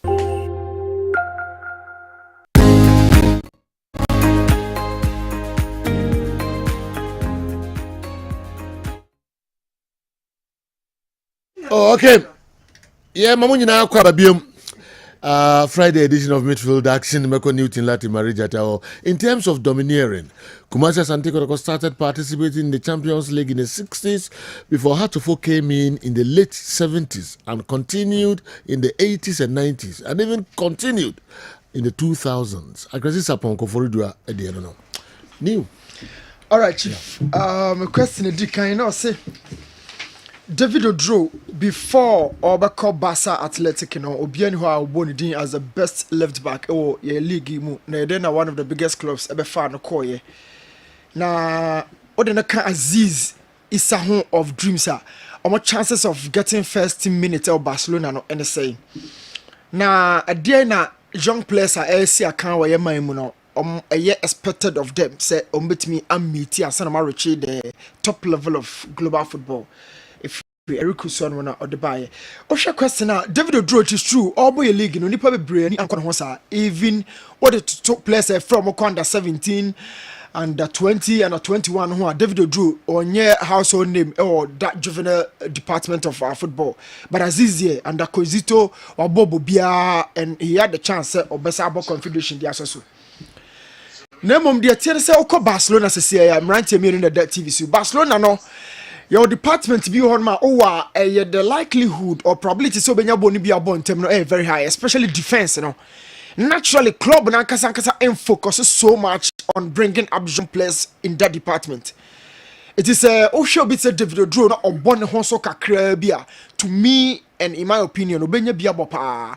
That's not to say Aziz only be more, but the tell say premium department of the club for Barcelona no the attacking zone. Especially attacking midfield. But be Aziz one. Hone club nankasa from a share number 10 hono.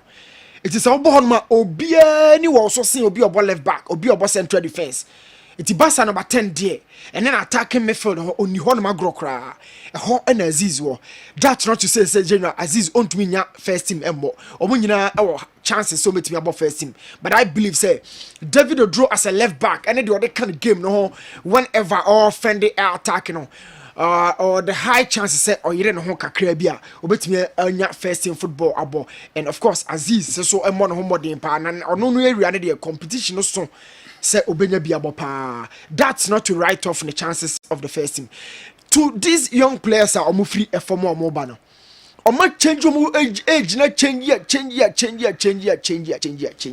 yangu nipa edamienu saa ne nipa untimi enwu 2 days e ma ne ye eti o birth set a din date na ehye so no eno a na de be kokofi se e be sesa ba be ye o death date eti young players no a managers na hodo change omu age change omu din no omo nhye no so dache a certain Barcelona bi beba a certain Chelsea Manchester United bi beba o ba be fa wo a o card bi be pie na wo 18 o card foforo be pie na wo 24 eno de ba sa na nyeme na ma hawo enye santro ni na hawo wow oni o manager no oni wa hawo ho mu age change no mu nyai some who the requisite of being at the top wa mu age change no general munyai na u age no se na akwa ye de medical department na ye do be show mo nsa say akra ya waba yo 18 years o nine kofechira na akofa akra adurama mi ho anu anyini enka hia mpanimfo aduru ba na ye de para half na de ama 8 means solve na da bia injury nda so show na mu because ye de nkra aduru na ama mi ho hia capsules na ye ma syrup because age na wo card so watwam da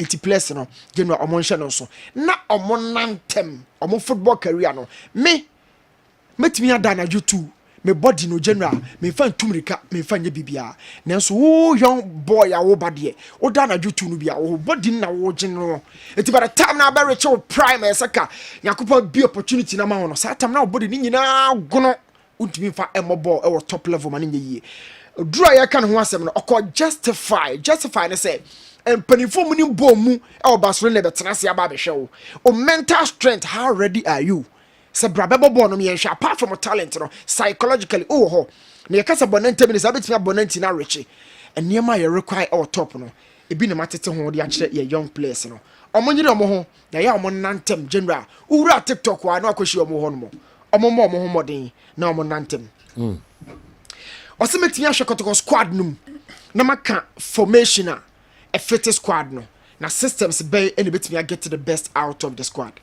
me madwene kire me say formation and winning games obusa question to us say does formation win games formation winning games formation is the positional relationship between players and until obi bo 2 team bo 7 obi team bo left back no boy 11 o hwe Dennis Kosa Samuel Nkum o hwe tetefo ne kafo mo ya pass ball na no nam 10 wa all of them positional familiarity but tactics ne the roles responsibilities and how you function within the formation and on the kind of tactics and in the winning games it might be down to the coach na ready it might be down to the selection of your free dressing room the buy if you want more yeah they buy by winning game by first 15 minutes necessary asesane nsa no ya de foforo eno de ya na friend say roles responsibilities functions eno na akabo mo general tactics no me genu di sin formation na be hwehwe 442 ne 111 no eno de ya na win game no mbom a build familiarity positionally e de ma place na e wo field no so no eno question no na wo hwe kotoko team no mu a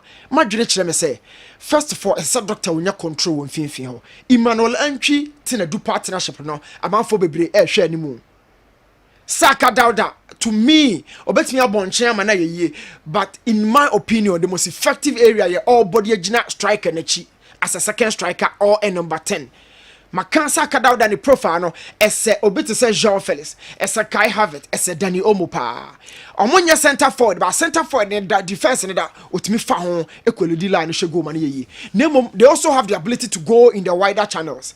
It is a woman in Finfia or no to me conchen and check of what it doesn't mean say station or hot a honor Dr. Gum menena. I feel say Saka has to be behind the striker.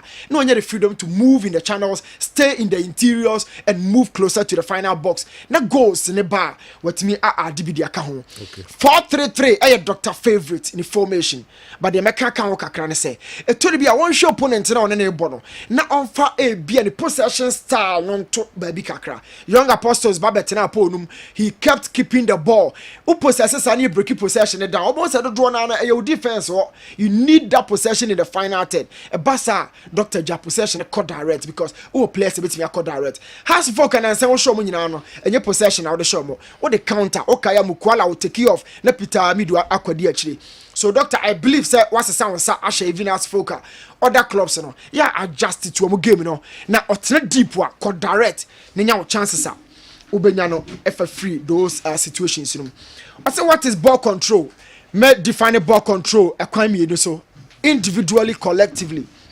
individually the relationship between you and the ball no and then you can say technique you know say a pass a ball the amount how obeba ball na kwaba abeto hoboko na waja ball ne kwan individually a friend ball control your ability to progress the ball whenever there are no passing options now bet me a movie ball no said na amuda see room ayo koto finfio opeso pass by a close no options no now what drag ball no dia kakra 20-30 meter distances ni nyina no ball no da so wa ho your friend ball control obiemu a collectively obo pepa opponent no say nyanka ball no you are still controlling the ball and also your friend ball control so ball control no you na kwam you so either say collectively who keep ball no dey defend wa bra who lead na person we more attack now who keep ball no dey defend or who grab ball no wanting to find space in the pocket no akwa akoshe and also so a ball control Ten Hag ganya players or woni nyina na die nti na oda so struggle omon saki no na Manchester United en saki no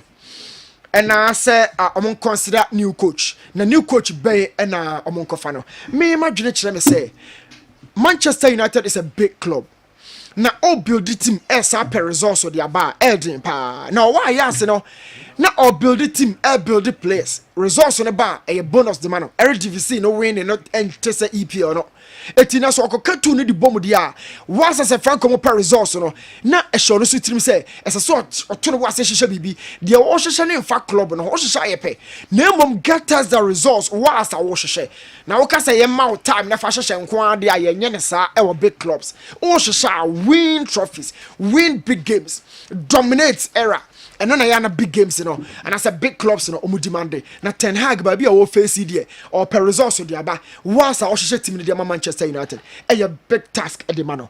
Moment the time kakra ejina fans in the hall. In my opinion, yeah, na me tell you, I say, the woo in the dino. For front of Bebano or bar or not the Obama bread amana to adjumana so. Now, how sure are you set the Okofana bano or bar or bet take you off smooth at the amount and it is over Saki coach dia no washe. Majorika cratch and say, Osha Ahmad or perform me, Osha Ganacho or perform me, almost free from Manchester United on a buy. It's Yato Amra Baka, Casemiro, Eric Simon, Conform by and what it would be menu back Ganacho home back Ahmad one. That's just Manchester now, betting to get deeper on the club in the players diaba e wa brown ko to kese e fama of course and then Anthony diaba Amrabat Casemiro Eriksen je na mo diaba but look at these young prodigies Manchester United e conform free from buy they are performing it's a club no and share their strategy going forward the year and san wa coach on betimi afano edinaba my opinion kakra no the emergence of Ghanaian players or top European clubs no be busa say ye mo kwan mo ma infuse with the under 24 wo fie no general a better who said a dinkati of 15 years, rock catcher and Ghana under 20 brabebo. When you are such a free lion, so you be boy, young friend. Blaster say, dear, just in your general brabebo, or sister, or check a cra. Had seen a doy. 3 lions in young fino. Ya caught ya see a blaster just in ye still or check a cra. Now, Crana Fay and all your Chelsea first team were Urano. Aw sano. Oka say, Yakoba Wafuzon B. Onyai European Youth Championship on to her. No member of Fuzombi. A dear message in a catch a crack robber. A dear message pan, I bet me a catch a crack it and kitten. All of them, Victor Moses Munina, on board 3 lions and crank it and kitten. A drum penny for why you feel more. Jet all for some about all low company for Libya. I'm a person beba. No son.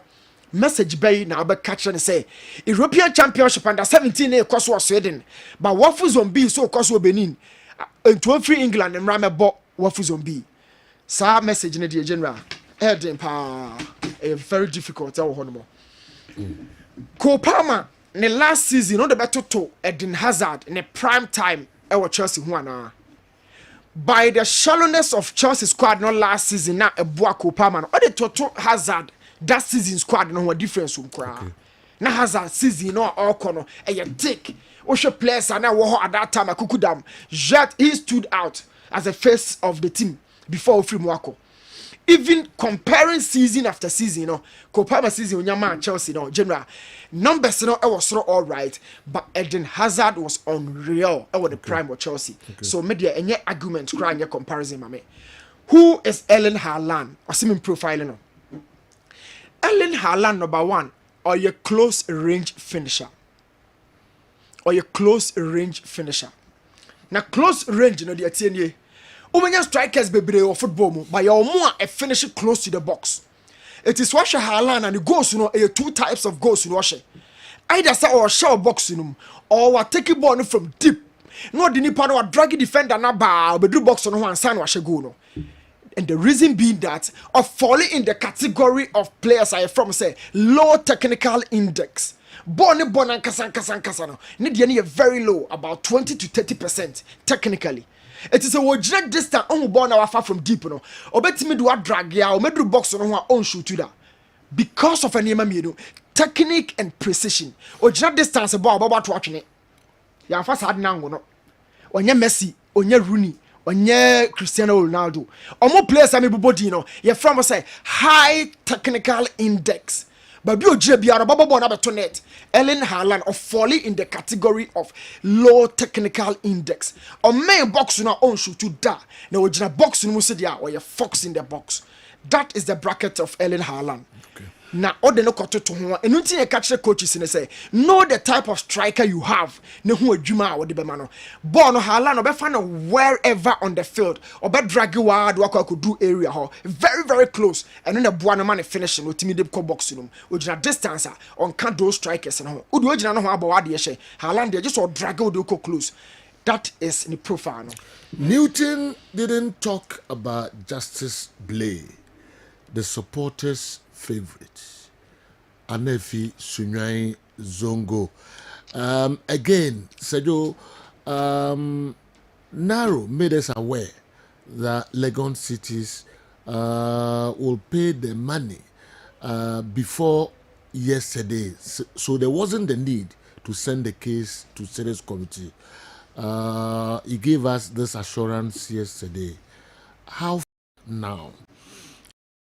Number three, clubs have started complaining about TV rights because some TV stations have started showing their matches live. What have the clubs received so far from the live coverage by certain TV stations? Okay, Anefi Sunwai Zongo and so the no. All right, Chief. Justice Blay situation now a difficult one to deal with. Me before the season now, me catch Justice here say Obabua Kotokopa as a central defender last season. No more central defender Saiba Fina. A block Samba will obviously be the status. Naturally in that department, you know, Justice a bear supporter or inti se me madwene pamua and can on fighting for the number 6 position no in making who he has been from Mediama to the early days of Kotokoni loan first season you know.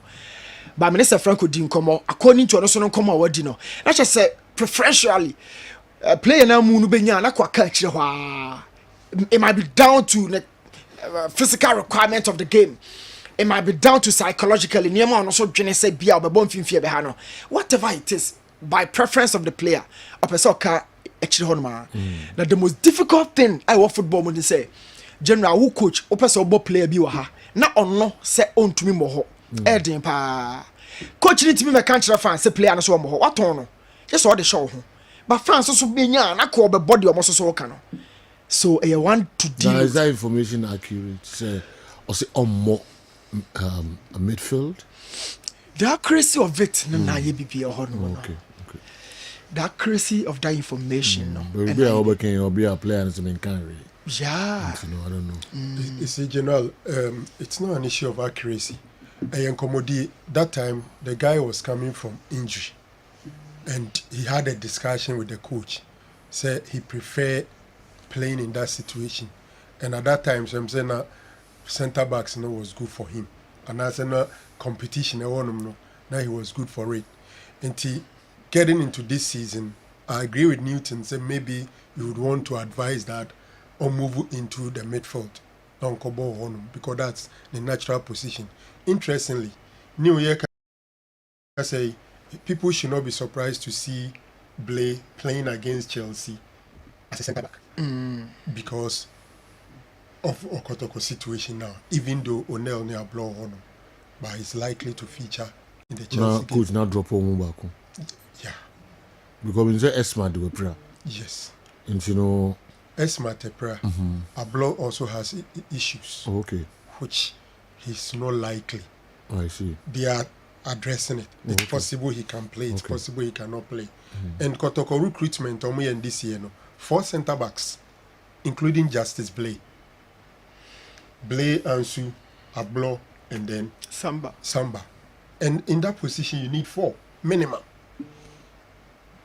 And if you are at this stage, you are moving him to the midfield, what happens in that place? Me can't Blay no the position now. They don't know can see. Certainly okay now or prefer as our position no. Yeah. Now new guys in my. Yeah. Okay. Inti saa new guys na ba na ase che no affiliate we no. Sisia no. Yeah. Still the all can na say or prefer a che to midfield. I don't have that update. And America say but what I know is he's still training as a centre. Go na me busa na was in your question of accuracy. No, ono mention me say the Blaze position now. Don't know na the man me say new incommodation was that only me di incomono. This is what I said before recruitment. No. It was last season como. New me boy. Last season. Say last season na boy see be brave my. No we be Samba money we no. To we no buy na say kire no. Eya feeling no. Mfinfin ho no. The all can still prefer kire to mfinfin. That one I don't know. Okay. Because the reference to me in his submission, was something that was pertaining last season. Okay. Maybe and I'm saying that currently he's still training as a centre back and playing in friendlies during the pre-season. Friendly be a boy or by a centre back. So my assumption is that incommodating society. Otherwise, he would have reverted to the midfield. Okay. Let me go back to Newton. There's no need to give any assignment to our lawyer on the midfield. There's no need to give any assignment to our. Everything was factored in declaring as Antikotoko African Club of the Century. And it's official. Simple. Sefini. Lawyer Kwambuafu. And the near brother French. There's no need to give our any assignment. Or to give any assignment to our. Everything was factored in declaring as Antikotoko Club of the Century. And it's official. Simple. Sefini. Okay, all right, so Chief, Marjorie Chreme say ka Justice Blay ben finfin dia. Doctor would have been in the best position say or best switch to be a 4-1-4-1 or probably in a 4-3-3 no. 4-1-4-1 means say obenya blow nya somebody Blay manim because that person used in the laterals in the final third. Na me ya na trap man de do. Say ubeja obia no akọ including the laterals. It is all Blade the 2 central defenders in anymore. Then it's licensing those 2 laterals to maraud forward. Other than that, Sakofa tina do minti manu chejam na mbejira ha. Omo ye ball players ombe exposed lateral full backs central defenders no. But if Justice Blay or na obo 4-1-4-1 for instance, Patrick Asiedu left. Lord Amwa right, Samba and then Ablo 2 central defense. Not Blade, you know, when you 4-1, no, but Tina do Anchi, and then what Bopita I say out wide. That is where you can also place Baba Yaya. Now they have a time where you are to top. Was he on pair Peter or one of Yaya? You cut him off now the sack at war. In that case, you have balance in the defense, and then in terms of goal production, or creativity and goal scoring in the final third. Marjorie Chreme says Blay bamudia and you may mainstay in your back four and impay. Yeah, quite attack our train full backs and bet me a call. yɛ kɔ attack a wɔntwɛn on support fullbacks no bɛtumi akɔ madwene no sɛ blay ɛbɛgye to baba mfimfini dia kɔtɔkɔ bɛnya defensive balance wohwɛ goal na no counter yɛ ba yi a there wasn't any balance. Two central defenders and got exposed, and for that matter, the goalkeeper as well. But so will Blake and Nimudia give him the road to stay deep whenever attacking a corner and treating do follows. Now I'm a Blair stay with the two central defenders, Latras and Bekwaba. And then new Tina do 8. Tina do entry, hybrid 8-10, 8-10. Tina do any entry. Give them the full control in midfield. Now Blake naturally are train Buga.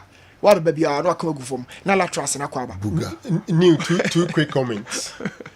Say, infants all prepare with him. Now, Tina do Honma, would you still want to see the over risky play or midfield?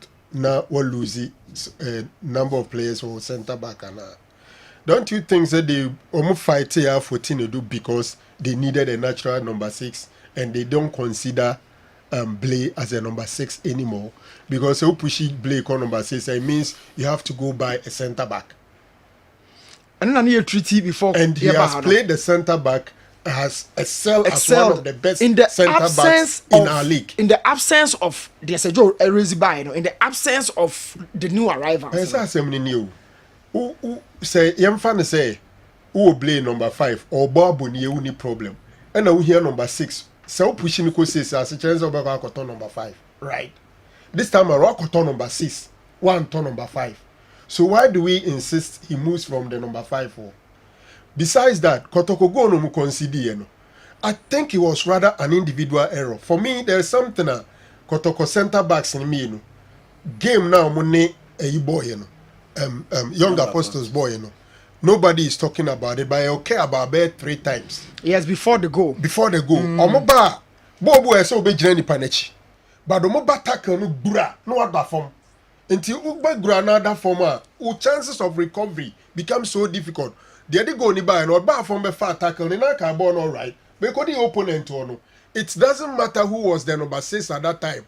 And yet they are born or baby tackler, or Lucy Bono. In 2 have brought from the deep defenders and Van Dyke on there. They would rather saw Beji Joe bit delay.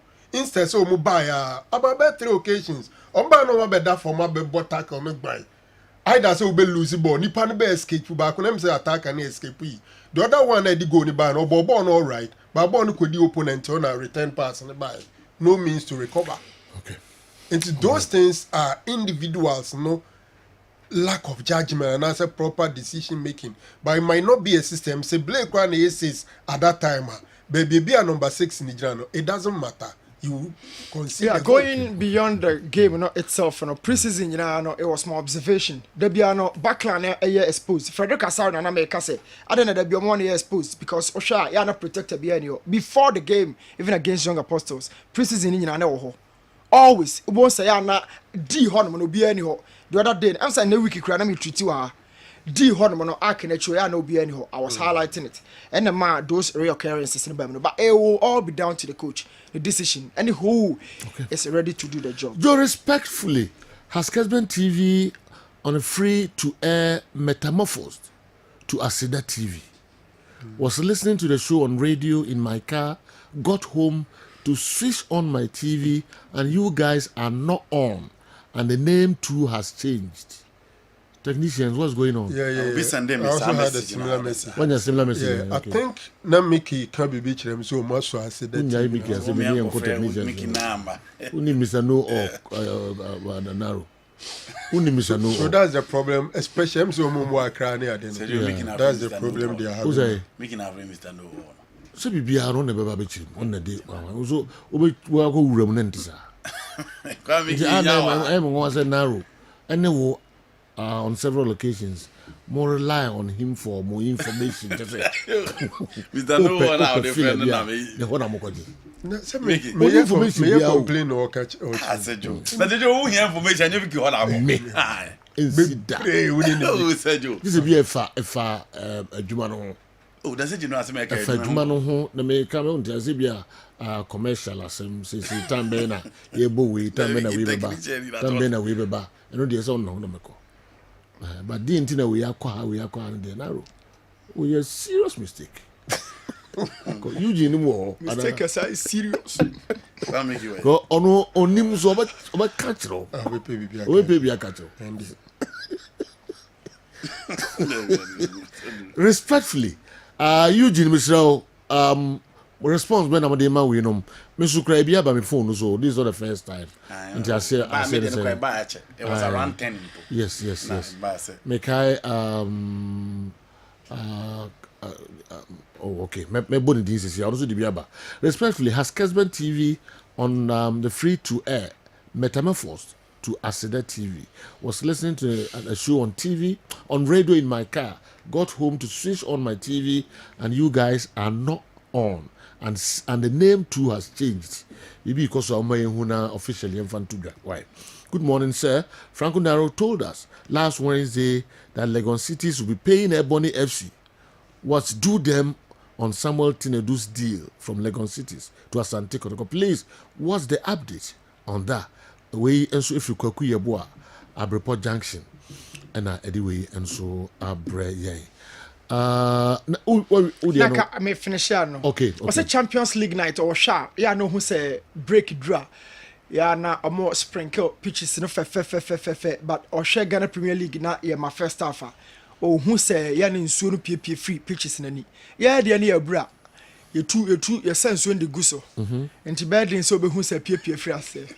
Make sure mo basa Franco momentum. Yeah, who are the name? Na Roma ni timu ya seke bebo. Na some okay can. Na no no. Stadium be ni to bra.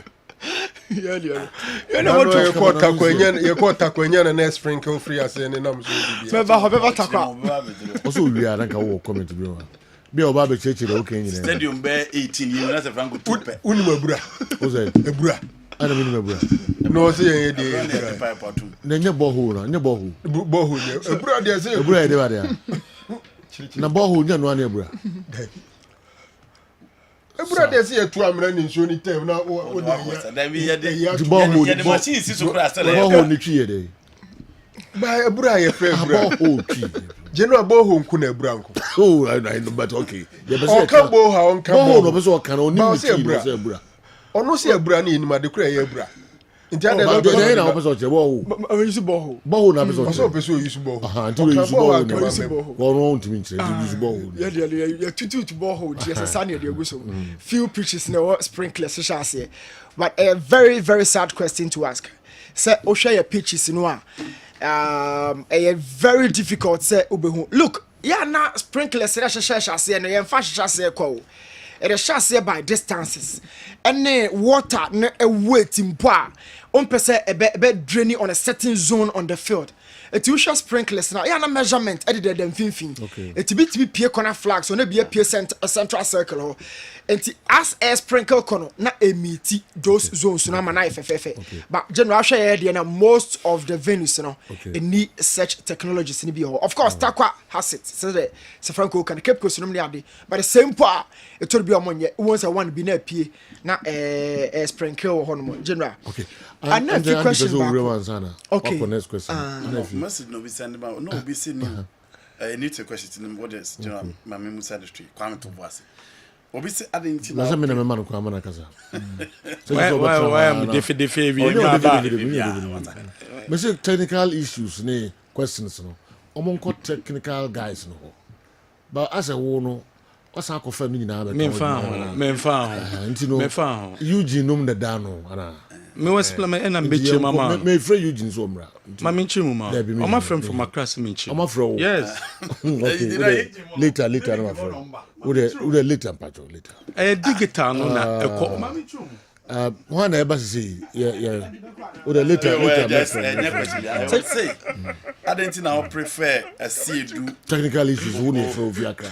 Wo de kitchen. Say you ma kwa me near sports. Mate. Or say adenti na prefer a CEDU. Group grana na group bia me hu say obi how security dey na tin o security a. Mo yi akwa wo free.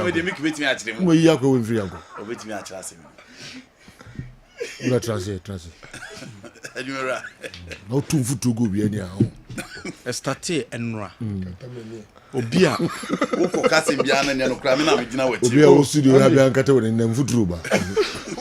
Obi a o hwe wo satellite. Satellite ne so wabo ayo wa na o hwe no. Obenya wo Kessben TV so. Obi a o hwe wo DSTV obenya wo Kessben TV so bi o hwe Go TV ebenya wo Kessben television so wo hwe wo digital a na asesa akoye aseda starte enra nti ebewie Monday nti digital you need Kessben TV also me pa choma menwie nti from Monday obenya Kessben real Kessben na to say the now share data na digital digital by 50 enra ABC Monday be die wokɔ digital na benya aseda wo hwɛ sports no aseda so do because o hwɛ o Kessben wo digital do say aseda no echim koto aseda na ye bɔnwumu that's nipa no dabi o hwɛ aseda sisi a Kessben na wo so yes nti China man zongo Laka de nti 50 Monday no 50 enra na ya asesa na changes bi na ye nti Monday no official communique beba pachobati ase o share o satellite o share o DSTV o share o Go TV ubenya o Kessben television so ba o share o digital aseda aseda na eba be wure ma na pacho say aseda no eventually eba be den eba be wure e system no mo ai eba be wure system no as a separate every Monday ko no obenya ye retire mpese chese free Monday ko no ebe tomre bi no nya o digital on share Kessben TV obe share waseda yes but I clear I be fan sir for now for now because a percentage be ko chichimu 12-10 o adwuma sese ba ko akaba ko ye twa koja kicho so technical so menka se Raymond tie head of consultant tie and no see make you have explain sports so and I'm explaining that's it it's boni bi so this ombusa kan pese Raymond na ka chichiri but when the mama friend ma was jana na ma chichiri ma ko Esther here problem I want to chichiri general manager na problem wini Mesa do problem wini control room for problem wini le be say ka sem trim sekesi kura woni e ka kire ansa na do mi sekesi blue kura problem blue security for nya problem wo bra kwa me nya problem e be say kwa me wa this is through you kwa me omo so omo bo nwu aseda channel omo aseda you say e bo nwu aseda omo send them please they are playing music on aseda channel 12-11 and assist oh sorry ya eno so nche chemu se kwa me Osi DJ no but osi e bon nwum wase na osi e bon nwum wase they know they make sure no montiase me say okay ma me conclude omo wia from Monday ko no enne na make me chiro dinti omo migrate omo ne omo se aseda e nwum me chiro mu me doji me chiro mu ye start ye no na aseda no na Kessben na wo so omo yes test and me ye fish na ye bonum sese digital unya Kessben if it ye wie bibia wi I feel bibia ko no enne untumi hwe na ye start program no and me chum say starting na Kessben TV ba Kessben TV was there and sana sese no e bonum answer no say jo ne no answer questions one buy man so kwa unya convince me be trade dey wasa no kwa me chum mu wi and they obetimi anya Kessben TV to there be why is this sports minister parliamentary select committee convince you what ma chum mu mo fire masa so all right me Matthias okay Naro I'm saying about ho na yeah so you kabako oh what you do kabako so he ba na say what you do yeah na Kembusa say I don't prefer see you to Smart will be a Sunday message yes I think say Smart or a very good player but the offensive game no work otoko defensively or short otoko pa I say on recovantem goes to do e ba no ye check otoko 10 mu 7 na ho no ba kotoko nhyɛ so pull out na kotoko Eddie concede first goal no against the Apostles, okay? And the second one, some by on boss, no, no, free. Now, call preseason, yes, okay, preseason, dear, Nina, free esmato. That's not to say, sir, Patrick or Yentmin should go man in ye, but a better recovery to our experiential knowledge of the league over Esmat. So Esmat has to take his time now. We're back. But whatever, I also prefer Esmat. All right. To Patrick. All right. So it's not your fitter. All right. Sergio. All right. So the problems now what can you know withstanding? Yeah. All right. Why? Also, the first thing is smart and anchor so bad temper. Yeah. Patrick mo joining late. late. No decline. Me na me who say as the season progresses, Patrick will take over. Obama no be assistant. Patrick no be assistant the man. That's how I saw it. Say as the season because Martin and the recovery issue. Yeah. Pre-season in okay, and then Brian birthday. RFA, and then Brian birthday. Yeah. Gaspar. Yes. Oh, Gaspar birthday and the 27th. Okay. RFA, Vice. Oh, the Gaspar. I am so happy birthday. Nakopon shira na onya okese emre Kotoro be ni show kakra Kotoro show ye no ho den Kotoro le so say ya san ya say na roton Kotoro so ke ye ho den so le beta ma dia chi o the rank so le beta ma Kotoro de ma wa nsu sana okay Kotoro de ma wa ye nsu no bi no be ya fa no table no so de Kotoro ni ya sika so ya fa no table no so de nya de aka o de nyina be dress o say to ajiba na de to gold take Then hear both Andy and Sir Franco Naro in the course of the week saying the current sports minister is the worst in the history of the Fourth Republic. Sir, kindly let them explain to us the indicators and by what standards, set by who or which minister in which regime did they come to such conclusion? Or just like many people using the current state of our football pitches in their judgment. Andy and Sir Franco Naro are also on that tangent. Sergio, is the CAF ban solely due to the poor pitches, or does it include the structural flaws of our various stadia? I disagree vehemently with people who believe the current sports minister is the worst, as if to say these problems never existed before his arrival. Have a great day. Have a great weekend. Alhaji Sita, Bremen, New York. And soon anyway, Breye. Issues. This issue about Justice Blay, for me, is worrisome. Let's look at the squad depth of Asante Kotoko now. The club was only able to register only 21 after the required 30 players that should have been registered. Also, we have started receiving reports of injury situations in the team, which means that all the players available will have their turn to play. We can't also act oblivious of possible suspensions. Remember that with the registered 21 players showing on the club's website, it also means that they will all make the match day squad because all the 3 goalies will dress. Likewise, the remaining outfield 18 players. So, Joe, Kumasi Asante Kotoko, is it normal to allow for a proper management of the situation without putting too much pressure on the technical team? Blay is a utility player, and definitely he will get his chance to also play. The 2 centre-backs who played on Sunday were solid and exhibited more resilience, which showed how energetic they are. So let's encourage them to do more than calling for a quick inclusion of Blay. Coca, Nana Coca, Jembibi, anyway, and so Brayen. Me call Kojak, Heba, Kojak Pharmacy. Okay, a quick one. I've never said on this network anywhere ever, say the current minister is the worst sports minister ever. Never in my submission anywhere have I said that. Until you now this house I'm the it should take me out of that. Okay, be baby. I've never said it anywhere, okay. And that has not been my belief. Okay. Say Honorable Mustafa Yusuf is the worst sports minister ever. Never have I said that. Okay. So Eugene has said that they are playing songs on Asida TV. So Mickey is lying. Okay.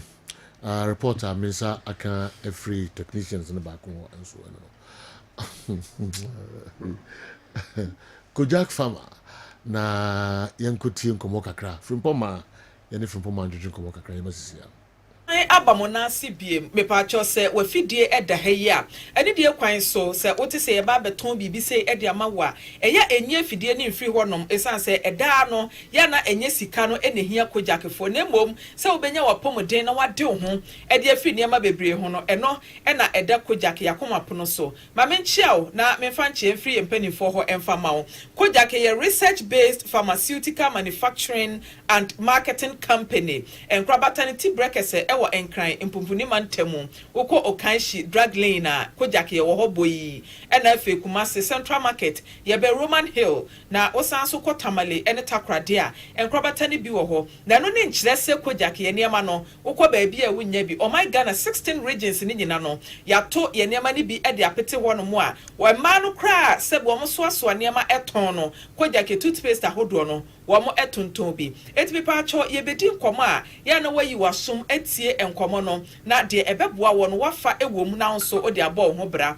kojak ye niema papa ye de bedwa so no de di kan eye kojak pro code me pa cho kojak pro code no eye tipa yedro de meka se de di kan a eno ne nkyere se kojak ye na ye di kan de tipa yedro eba omayi mu na mbom kane no womanfo bi e de tipa yedro aba amwa omanfo eti ya research based pharmaceutical company ntino womanfo bebo ye punum ene ye gi wo mo fel so ene ye di koja pro code e baaye na se koja pro code no wokona se wokwa akoto na ye ka kire o se pro code ni ho na so aduro foforo e wo ho a oboa to eno a je original ya efi koja kenchen PROCOLD me pa cho yes spell no ena kojak nso so ewo so KOJACH etu kwa no wahye ne nso e de amame uti ena ye we ya wohwini mu so ne nsuo wohwini mu asisi wanya fever kojak pro code eno na eboa wo na pani waje pro code no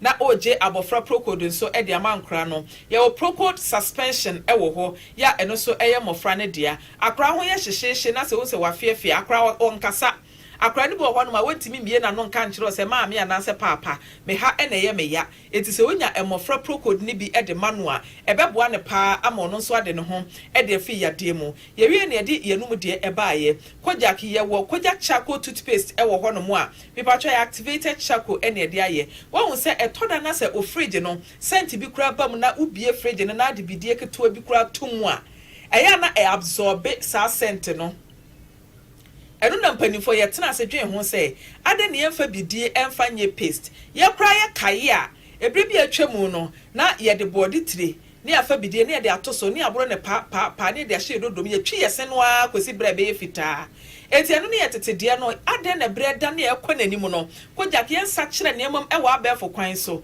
na yemfa paste papa nso emremo eno ene adwene ho a yekofa kojak charcoal toothpaste de ba ya ene eye wonders ewo my Ghana fa ne nyina na ye charcoal toothpaste no mepa cho ebia wo smoky wo hyentampe wo tweta anasa wo de ta hye wafunu mu ne ade na se asesa wo sene color wo rebese udi colored foods wonom colored drinks a mepa cho kojak charcoal toothpaste no eya wo dia editie ne yie emame ye wo ne charcoal infused toothbrush so ewo ho ya ye de aka ho a eno ne beboa wo pa ama wo se a ada kokko ye no o se ye sen ye ma ne nye fita anase sen no wo boni se ye fita na so e bia ne ma bia ye ne nnuane bia ye die nti no akofa sa wo hawi e de aba kojak charcoal toothpaste no e ne be yi wo se ase nkonko ne ne nyina e de afiri honom e de ama wo ye wie ye no ene esi kojak p wo se no udidi a na wo shock o wadwe ye se bia wo se ne electricity me pa kojak p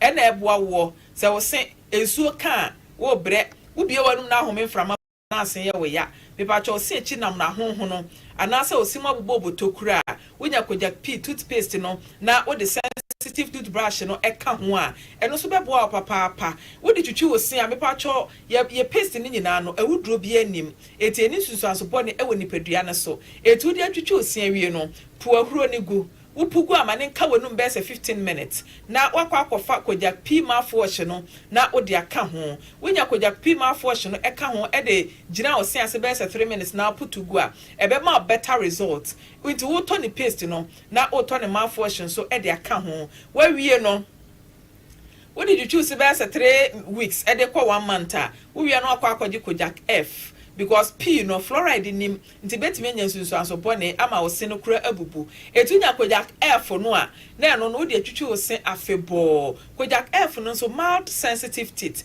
obo won ma ne se no femfem ne da bia ewo mu a bese na nsa bi na ne se afem ne kakra aduane a odi acid kakra wo mu kura mpo no na ne se femfem no wontimi ni anka wontimi ni abrobe anka twade ne niam nyina no ntimi fa nka wo se no mepa cho kojak f ena eno so ebeboa wo etunya kojak f no na eno so di twitwi wo se a 15 minutes na wakwa akofa ne mafo hye no na wo de eno so agina wo se ase be 3 minutes na eno so wapo agu ebeboa papa ama wo se no etimi acorrecte na uwie a na waji kojak regular fluoride toothpaste sa regular fluoride toothpaste no amanfo di ho adanse a enya asem ketoa meba cha oteke tua bi ede to brush so a eye wonders epu ahuro pa na epu ahuro nti no woto a wo moka mesi tisika fato ade papa efa ye wo ho koja regular fluoride toothpaste no ebre bi a encheye na ye wo paste ahodo e wo honom na so still na kaka ehe nipa se proye eha adwen se proye amani din de ye se halitosis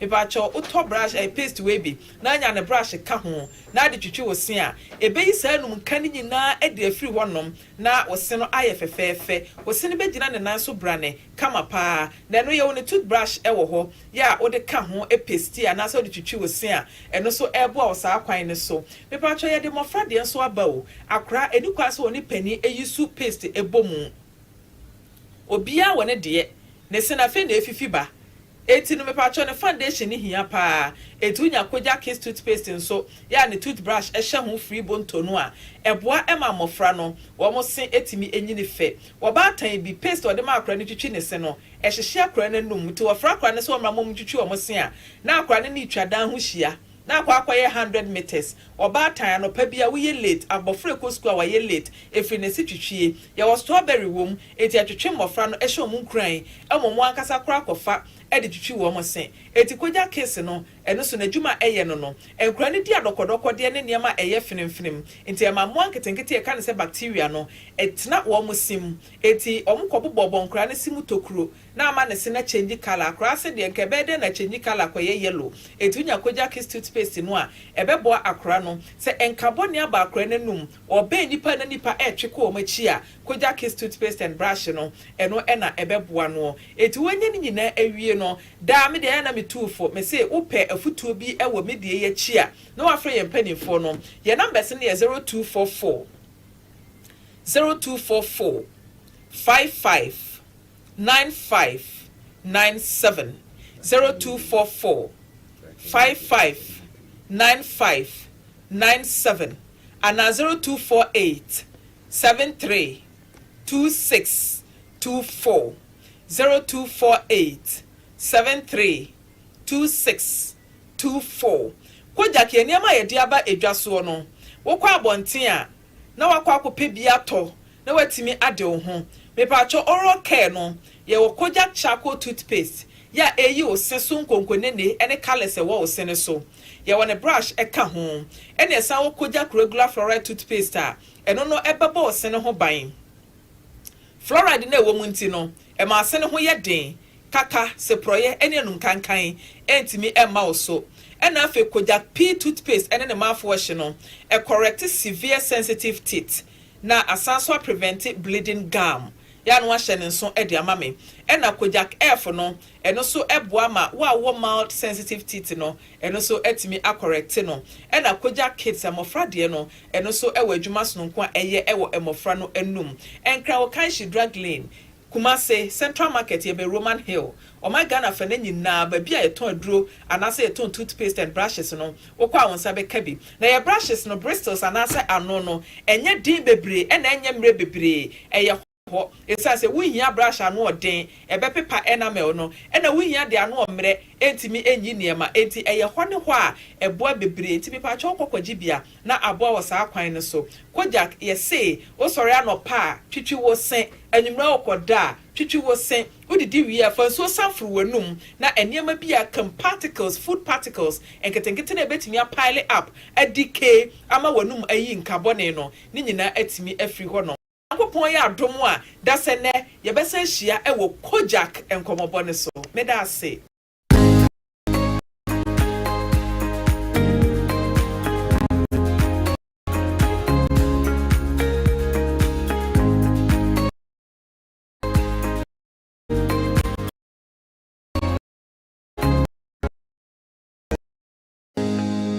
Alright, yes, I'm Kasima Ediasa Pepe Duminu Apai questions a bit me de answer. Now, Bremen, why?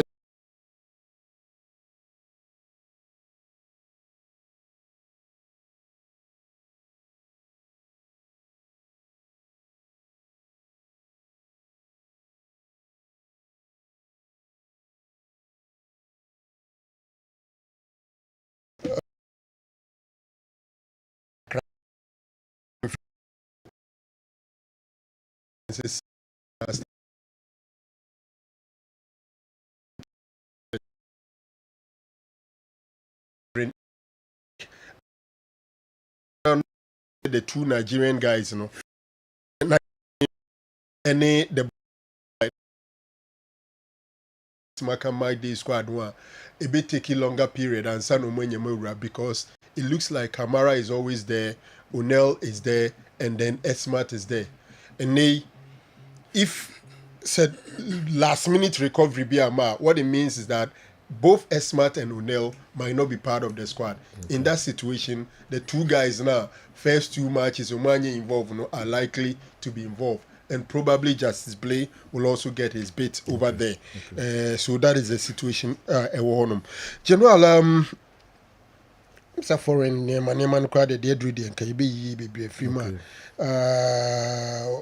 Okay. Now Obi Bisase. Ne Ghana for nkwada mrante wana efa kogu Spain ya de no mugidi is an advantage for the U20 coach said ebe a obenya omo no de omo akwa akosia kan de aboa in national under 20 team no. Yes, it's an advantage, but I still also think say normally it's a bit difficult say U20 no person we regular training na say bia obenya those boys no ama omaba. And some of these guys were even part of the under 20 team before they left. Minim said na somwa echo under 20 camp for some few new I suspected David Odro no so eka omo U20 squad no near there. It is some of them are there now there back on so say U20 na developmental stage into mo manya chance ewuram say no sometimes say oni obi a whole local e modern mo ye pa my dream say coach in my preference to the one who is playing locally, especially at the time we move from camp prepare this no. By the end of the day, say we call tournament, which of them any better? The way Europe now, I think we assemble our best at that stage. No, so when experience and develop Eddie Ako, Rodri ni Valverde. If I'm not mistaken, they are not even two alike. I see Rodri as a more of a defensive midfielder. Valverde is a central midfielder, half central, half winger. I don't know if you agree with me. You're right. Yes, Valverde is more of a hybrid, a central midfielder and a winger in a way. But Rodri is a typical DM. Until they are not so alike. But also Mubia contribution to the team, be it national team or club level, I place Rodri ahead of Valverde. Okay. Sabutu Buakakra, Timaminti Kakabamra quickly. Also, Per Ogum's philosophy and style, I think Blay will be more comfortable at the centre back. Naro is spot on with the goal conceded by Kumasi Asante Kotoko last week. It was an individual error that led to the goal.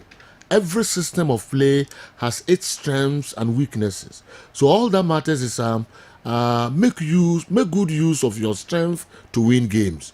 I'm appealing to all the fans to be patient with the technical team. Blay and the other unused players will have their time. The season is just 2 weeks old for Kumasi Asante Kotoko. Tactical Sabuto coach. And so they don't know. Okay. Coach Medasi. Maminya no so na menka se Kotoro afre. No so da yase pa. O na se urade. No person ma o te ase. Na se ni na urade. Ni na urade da. Me ma o te ase se o sewa. E ka bi odu bia o de calculate. Na mani hu. Se busia kro be kwa obo no de abrɛ. Na Wawona Jimmy Sim. Because nye de okikenti na the chain no be jato. Ura di bika wana ona gato. Sir Franco. Oh, me pikin ko. Oh, never do to draw. Chain de do obotu da bia. Yeah, dog. It is a kebi odu bia. O de mani hu. Na se busi akro ko pe Fabio. Ko nye de okikenti. Eno be jato the chain. Chain department you. Kotoro. RFA chairman Ashanti, we brutal. And Opaki so men can chance what do. Okay. Oh yeah. Opaki do. The message to us on say nyani amo ho dia. Men can chire na ebra. Ono Opaki. Me nya hwe bende. Obeko. Aba Frozi de se mko. Men can chire the bra. Ja bende. So there bande o lie umpa. So ono sisa ayi kakra. Ship dealer. Bragaton. Bragaton. Yeah, de Uska. Can numzo ni dam. Dam. Check. Yenko. General obi say the akeka na ha nyina kire se NSA fo no a omo Kumasi ya ne ada yi no. Wo hwem pa anyom na ye problem no. Okay. Na emum ebi a mpanyfo e fa omo adwuma na ye problems no. Enti adan no mo ma abonten no mo mekasa.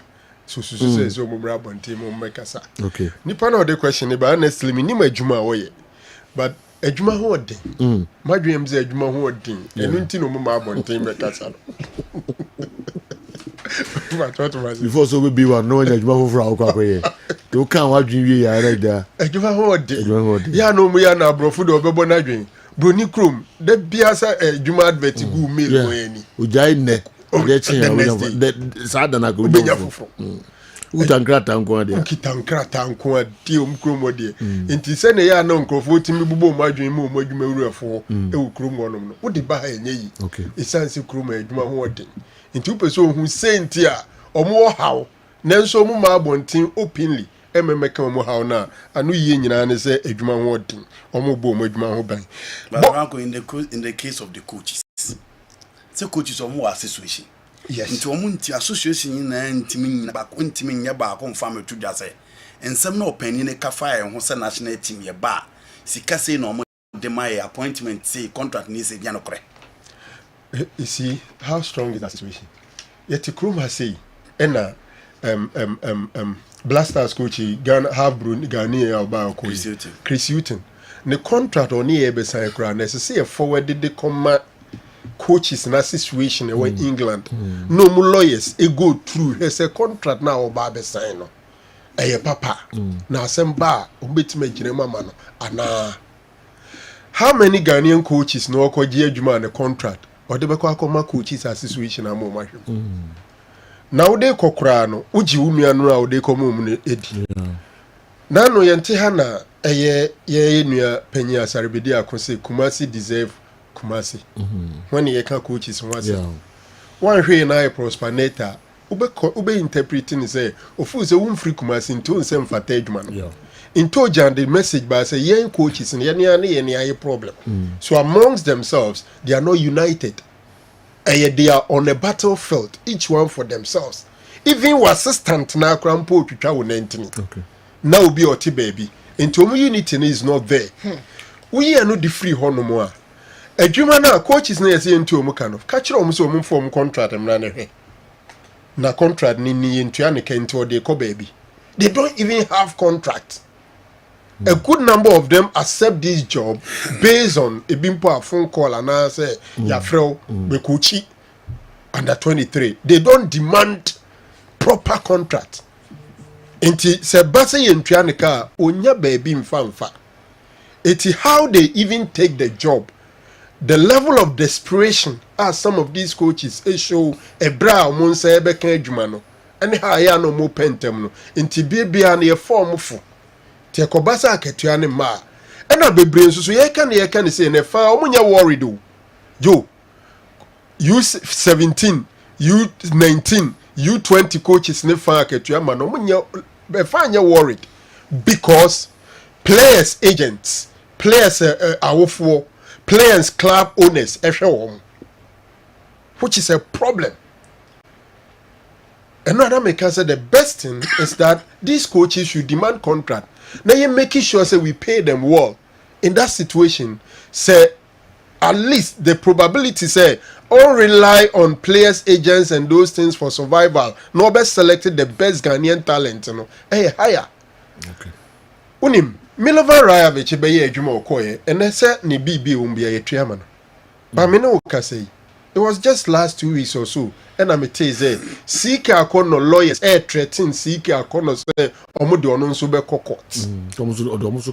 ɔno nso de ɔmo ka why because of our lawyers na failure yɛ ɔmo adwuma nyinaa de case na akɔduru cars Ghana fo mpanyinfo afrɛ sɛ case wei deɛ yɛntumi nkɔtua ka nkɔbɔ kansa nkɔgye fine nti munyi asɛm ne mmra na yɛnhwɛ ntua wo ka mfa ma wo lawyers no international lawyers nyɛ Ghana fo ɔmo se saa na ɛteɛ deɛ a sɛ wogye pene sɛ wapene yɛnyi case ne nkɔ fie a yɛdeɛ yɛayɛ adwuma yɛbɛgye yɛ legal fee mpanyinfo ama na ɔda assurance so ɔmo yi case na afiri ɔde abɛduru fie obi ayi n'ani now the lawyer says they have done their work so you should pay them but he doesn't have the money and this is how we treat our own ɛyɛ sad eti coaches no ɔmo nye oba abɔnten abɛkasa kɛkɛ ɛkɔ a wofa so agye adwuma no me yɛ sure sɛ sisika akɔ no oni contractor nkebi anko ntumi nkɔ cars and I'm finding case in Kobe. Okay. The day he was never at Germany 2006 World Cup. Our cancer.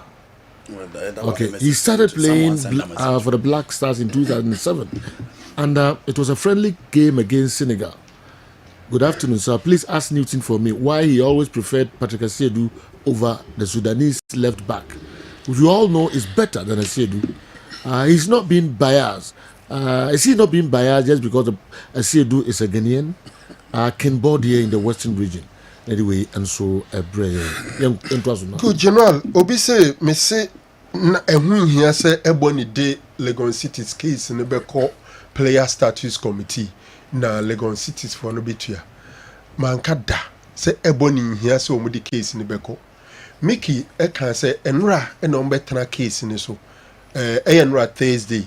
No ma kohwe say anyimbia ebony deserve the 50% or not. My response was that one, there is nothing like say omu kohese bi omu deserve it or not. Both parties, Legon Cities and Ebony, enyina jitum say ampa 50% no. They say team a friend of Ebony omu deserve it. Black and white. There is no contest.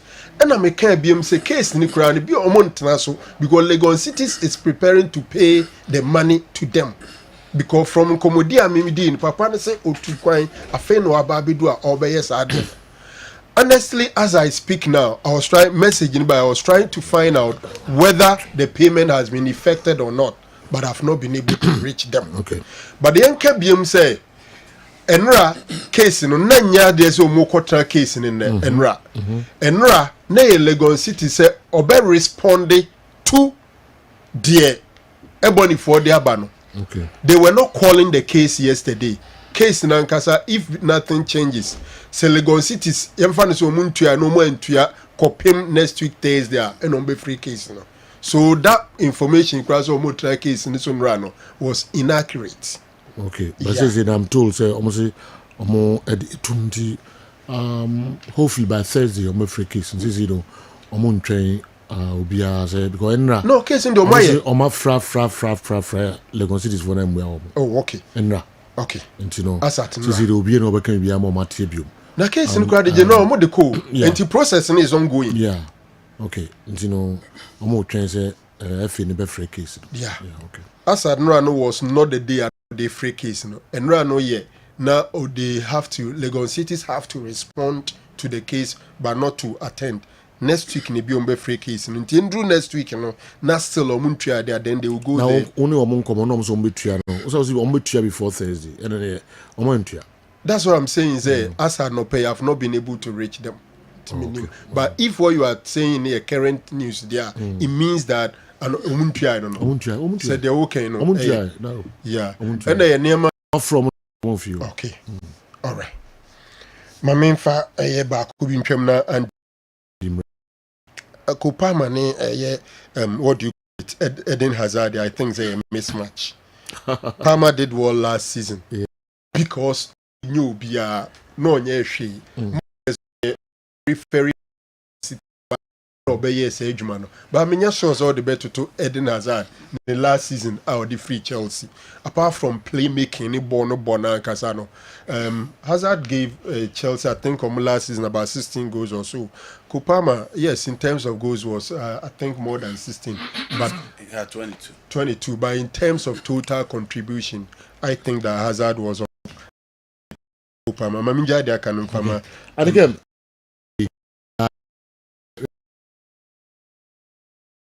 5. Best 5. All right. Look at it. Nice one. Eileen, Nana Ago Poku birthday. Eileen, Nana Ago Poku birthday. Eileen, I wish you happy birthday. Beautiful girl. Friend Tinina Tichu Obaya. Also wish you happy birthday. Na bibia so makabaya we obaya yentu aso Adaroma menso so men call it meet na men call wish your number 1 goalie Peter Mens and they Peter Mens so birthday nti goalie a special happy birthday to you. Yeah, Peter Mens at that Premier League match yes. You say no I am okay. Or can maybe video be nearby and I know more quack or who will be na for and now or also the aqua. Well, what's ultimate for its own form? Oh, not day. Who don't bet now do more gross? What is that? Oh, no, one of us was 7 million. Send a now quack and I'm saying aqua. Send me a naja. Okay. I didn't do that one and now go. Into Jinawana to what they are nice man. How the money move can so 96. Said that. The France are doing.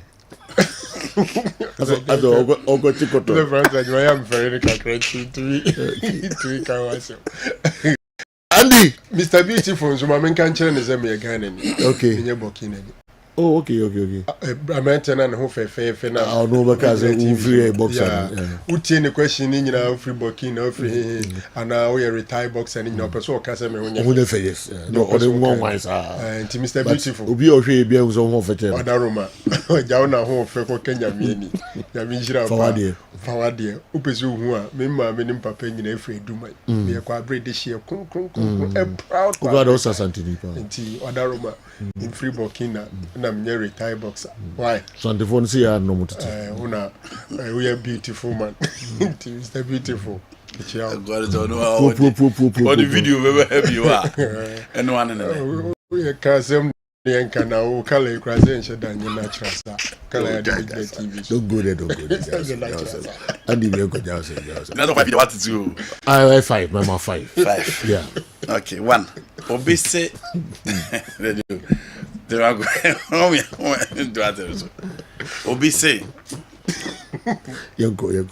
Obese Pep Guardiola and Carlo Ancelotti. Why am I coaching superstars? Yeah.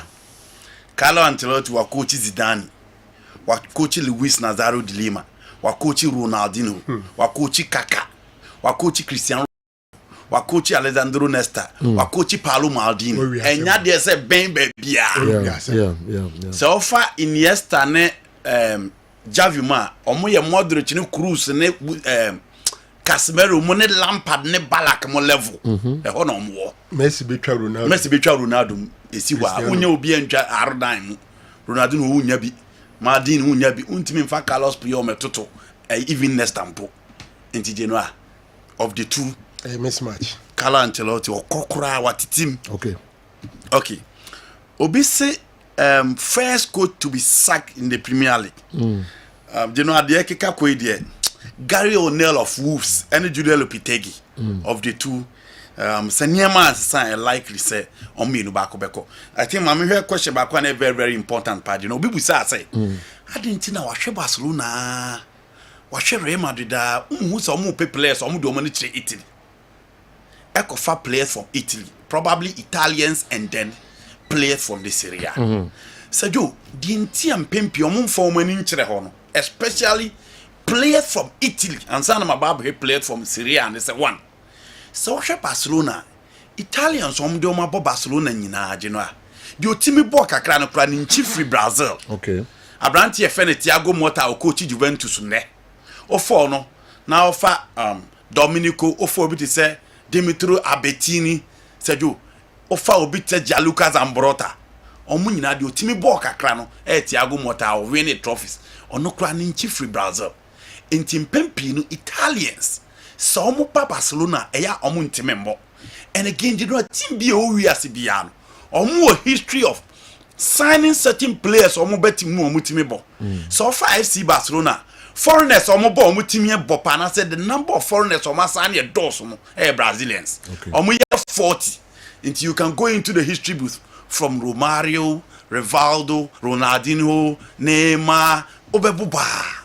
The list is endless. Daniel Alves omo ba omo take integral role emobie who the kind of performer. And recently you talk about Rafinha. Okay. Enti Brazilians ne ba omo timi bon ye. It is the reason why apart from Spanish guys no so you Brazilians free Netherlands for network so omo ye foreigners omo sign omo pa. So come Madrid and so on. You know Madrid and so on. You talk about Christian Panucci, you talk about Antonio Cassano, you know Fabio Cannavaro, Edin Albeboni. So far Cassano went to me amo. Cannavaro first season excellent. If you walk on head and go yibia. Christian Panucci a short time but he played well. Inti so these are the Italians over here. Again also checking the nationalists from other countries so Mutimbo Madrid pa Brazilians no na di no omo so omo timi assign omo do 31. So Madrid and then Barcelona nyina no from foreigners omo assign omo ye do Brazilians. Now Madrid the team no so check omo history adino a Madrid will never build a team without a French player or a Brazilian player. Madrid the team bia omo ya obo se France form. The same thing applies to Bayern Munich. Bayern will not build a team without a French player. Juventus will never build a team without a French player. And look at the French connection with Manchester United. Inti omo ba omo ntime mbo. Players omo free Serie A ba Real Madrid omo time boy no. Zidane, probably Cannavaro and then Luis Nazario de Lima. Kaka ba any prawa ntimi. Okofo obi to say MSN Ferreira. Or so ntimi inti Genoa no. Kure nyina ande say omo pick players from Serie A ni mo a. Ana Italians na omo form omo ba omo ntime mbo inti na ya omo form man. Ibrahim Sunday then coach found Tenchehene a natural midfielder fit and good for central defense position and converted him there permanently and even defeated Ali for the African Championship Cup in 1983. My question is, if Ogum was okay for Blay to handle that position, why is he not playing now? Or why did Ogum recruit others to replace him? Okay, Kofi Toronto, Canada. Kofi na 2 players when the ball center back. You need 4 minimum, maximum 5. Until say fans say with 2 per can so ni player. Who recruit to be mekano? Andy. Okay, you know. Obi say Argentina could do some more de bono abafem. You know, o check the top dribblers in the game today. O can first to a kudus can. But in a production line, our deba last season and not last season your both season he do say no be as could do some top team. Na argument today or best start of Man United or best start of Chelsea or Liverpool be biabo Man City saying a bedru Arsenal saying a bedru so share performance this season and yet the same team. Okay, team my friend West Ham or my Liverpool or my Chelsea Genoa or my Manchester City last season playing against these sides and that could do so the anything. Arsenal no atwatna Chelsea no atwatna United no atwatna but this season any smooth sir. One, you can blame the arrangement of coach Efreno. You let Pitege say baby or didn't no or yet restricted. Unlike the liberal rule, na coach Efren David Moyes the man na could do team in park no baby. Again, last season obi of West Ham games Edru baby na could do square team ko lead the line of the team no into Obabe the main man up front in terms of the final third of the pitch. International supplies no do na bad ho. And in the Premier League, obi a players o munim shoot to be ano general. Eya omutimi shegut but adie back we EPL mi say so ba first season na utimi bo no obi ehu a o second season na so oyire wotem and yes sir omo close bibia enti ene obia na West Ham United be bobola o make sure say could we say one player onya goals onya assist last season pa enti if you want to stop West Ham you add him to the integral members of metimi atomental and you know coach be draw the plan or the Kudus Mohammed Eshem enti Kudus na also yi no and make sure say obetimi aba back to baby ano wono again West Ham team ni nyina Genoa offer Alvarez offer Guido Rodriguez offer Lucas Paqueta offer Gerard Baldwin offer Michel Antonio obefa mu players ni nyina none of them is performing esa now you could do so and so be effective. I'm said also but this is the what scientific herbal hospital. No problem. I got him build and capital after we. Oh, you know, I can look at Snibio, but what they cobra. Okay. Look at no.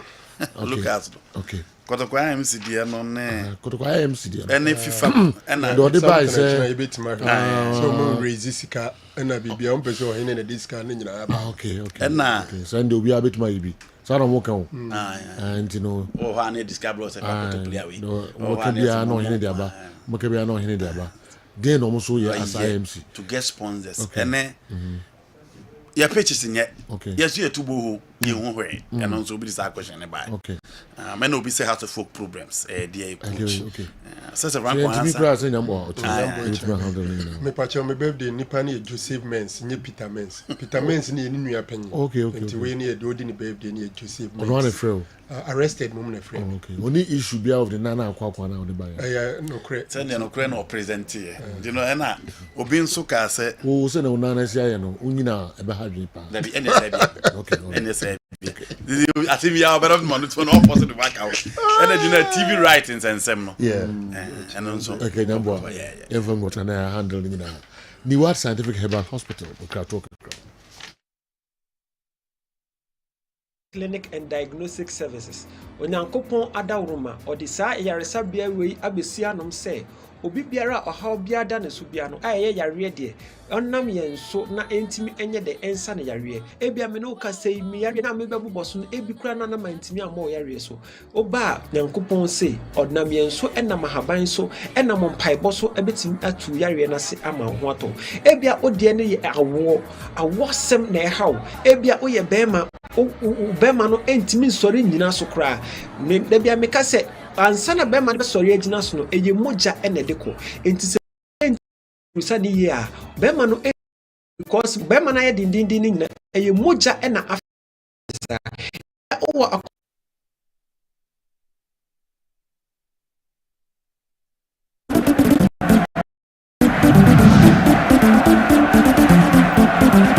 okay Kwame Kibaba transfer Newton minim referee Kalawa ha yeah Joe ref Joe wabade ya mamemfa Kumasi Asante Kotoko ne Young Apostles match no I'm say Kotoko shego bi ma referee lie na line no edge offside line 2 ne the offside minim wo hwe game no yeah Joe me hwe na I'm say ma ball ni yes then abeka dia fa ho so wo hwe ni here at the time of the kick, that player no offside.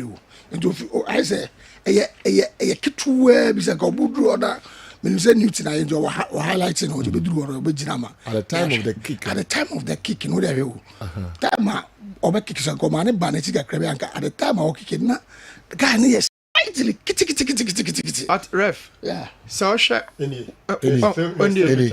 time now. Saturday we got no kick ball. Yes, the ball not going in your side. Some distance. No. Move still picture. Yeah, can't there was a much every so. Move still picture number. No. First one. Yes. The time Saturday no kick ball. The ball had traveled. For that, once it you wanna make us say. Yeah, now but three my boss and the ball that now so the air qua. What they share? Ni say ni tinu because say yes little shade. Oh, Joe, this is what I'm saying. But say baby ball na kiki there on your outside. And now this time the ball has already been yes. So imagine maybe I know before so kick that is the point. Yes, imagine maybe I know before this kick. Saturday the area. Assistant referee was a little late. I judgment and we are watching is about on your offside. So let's give a judgment before we give reason. No, on your offside. And outside. And if you the ball striker not that's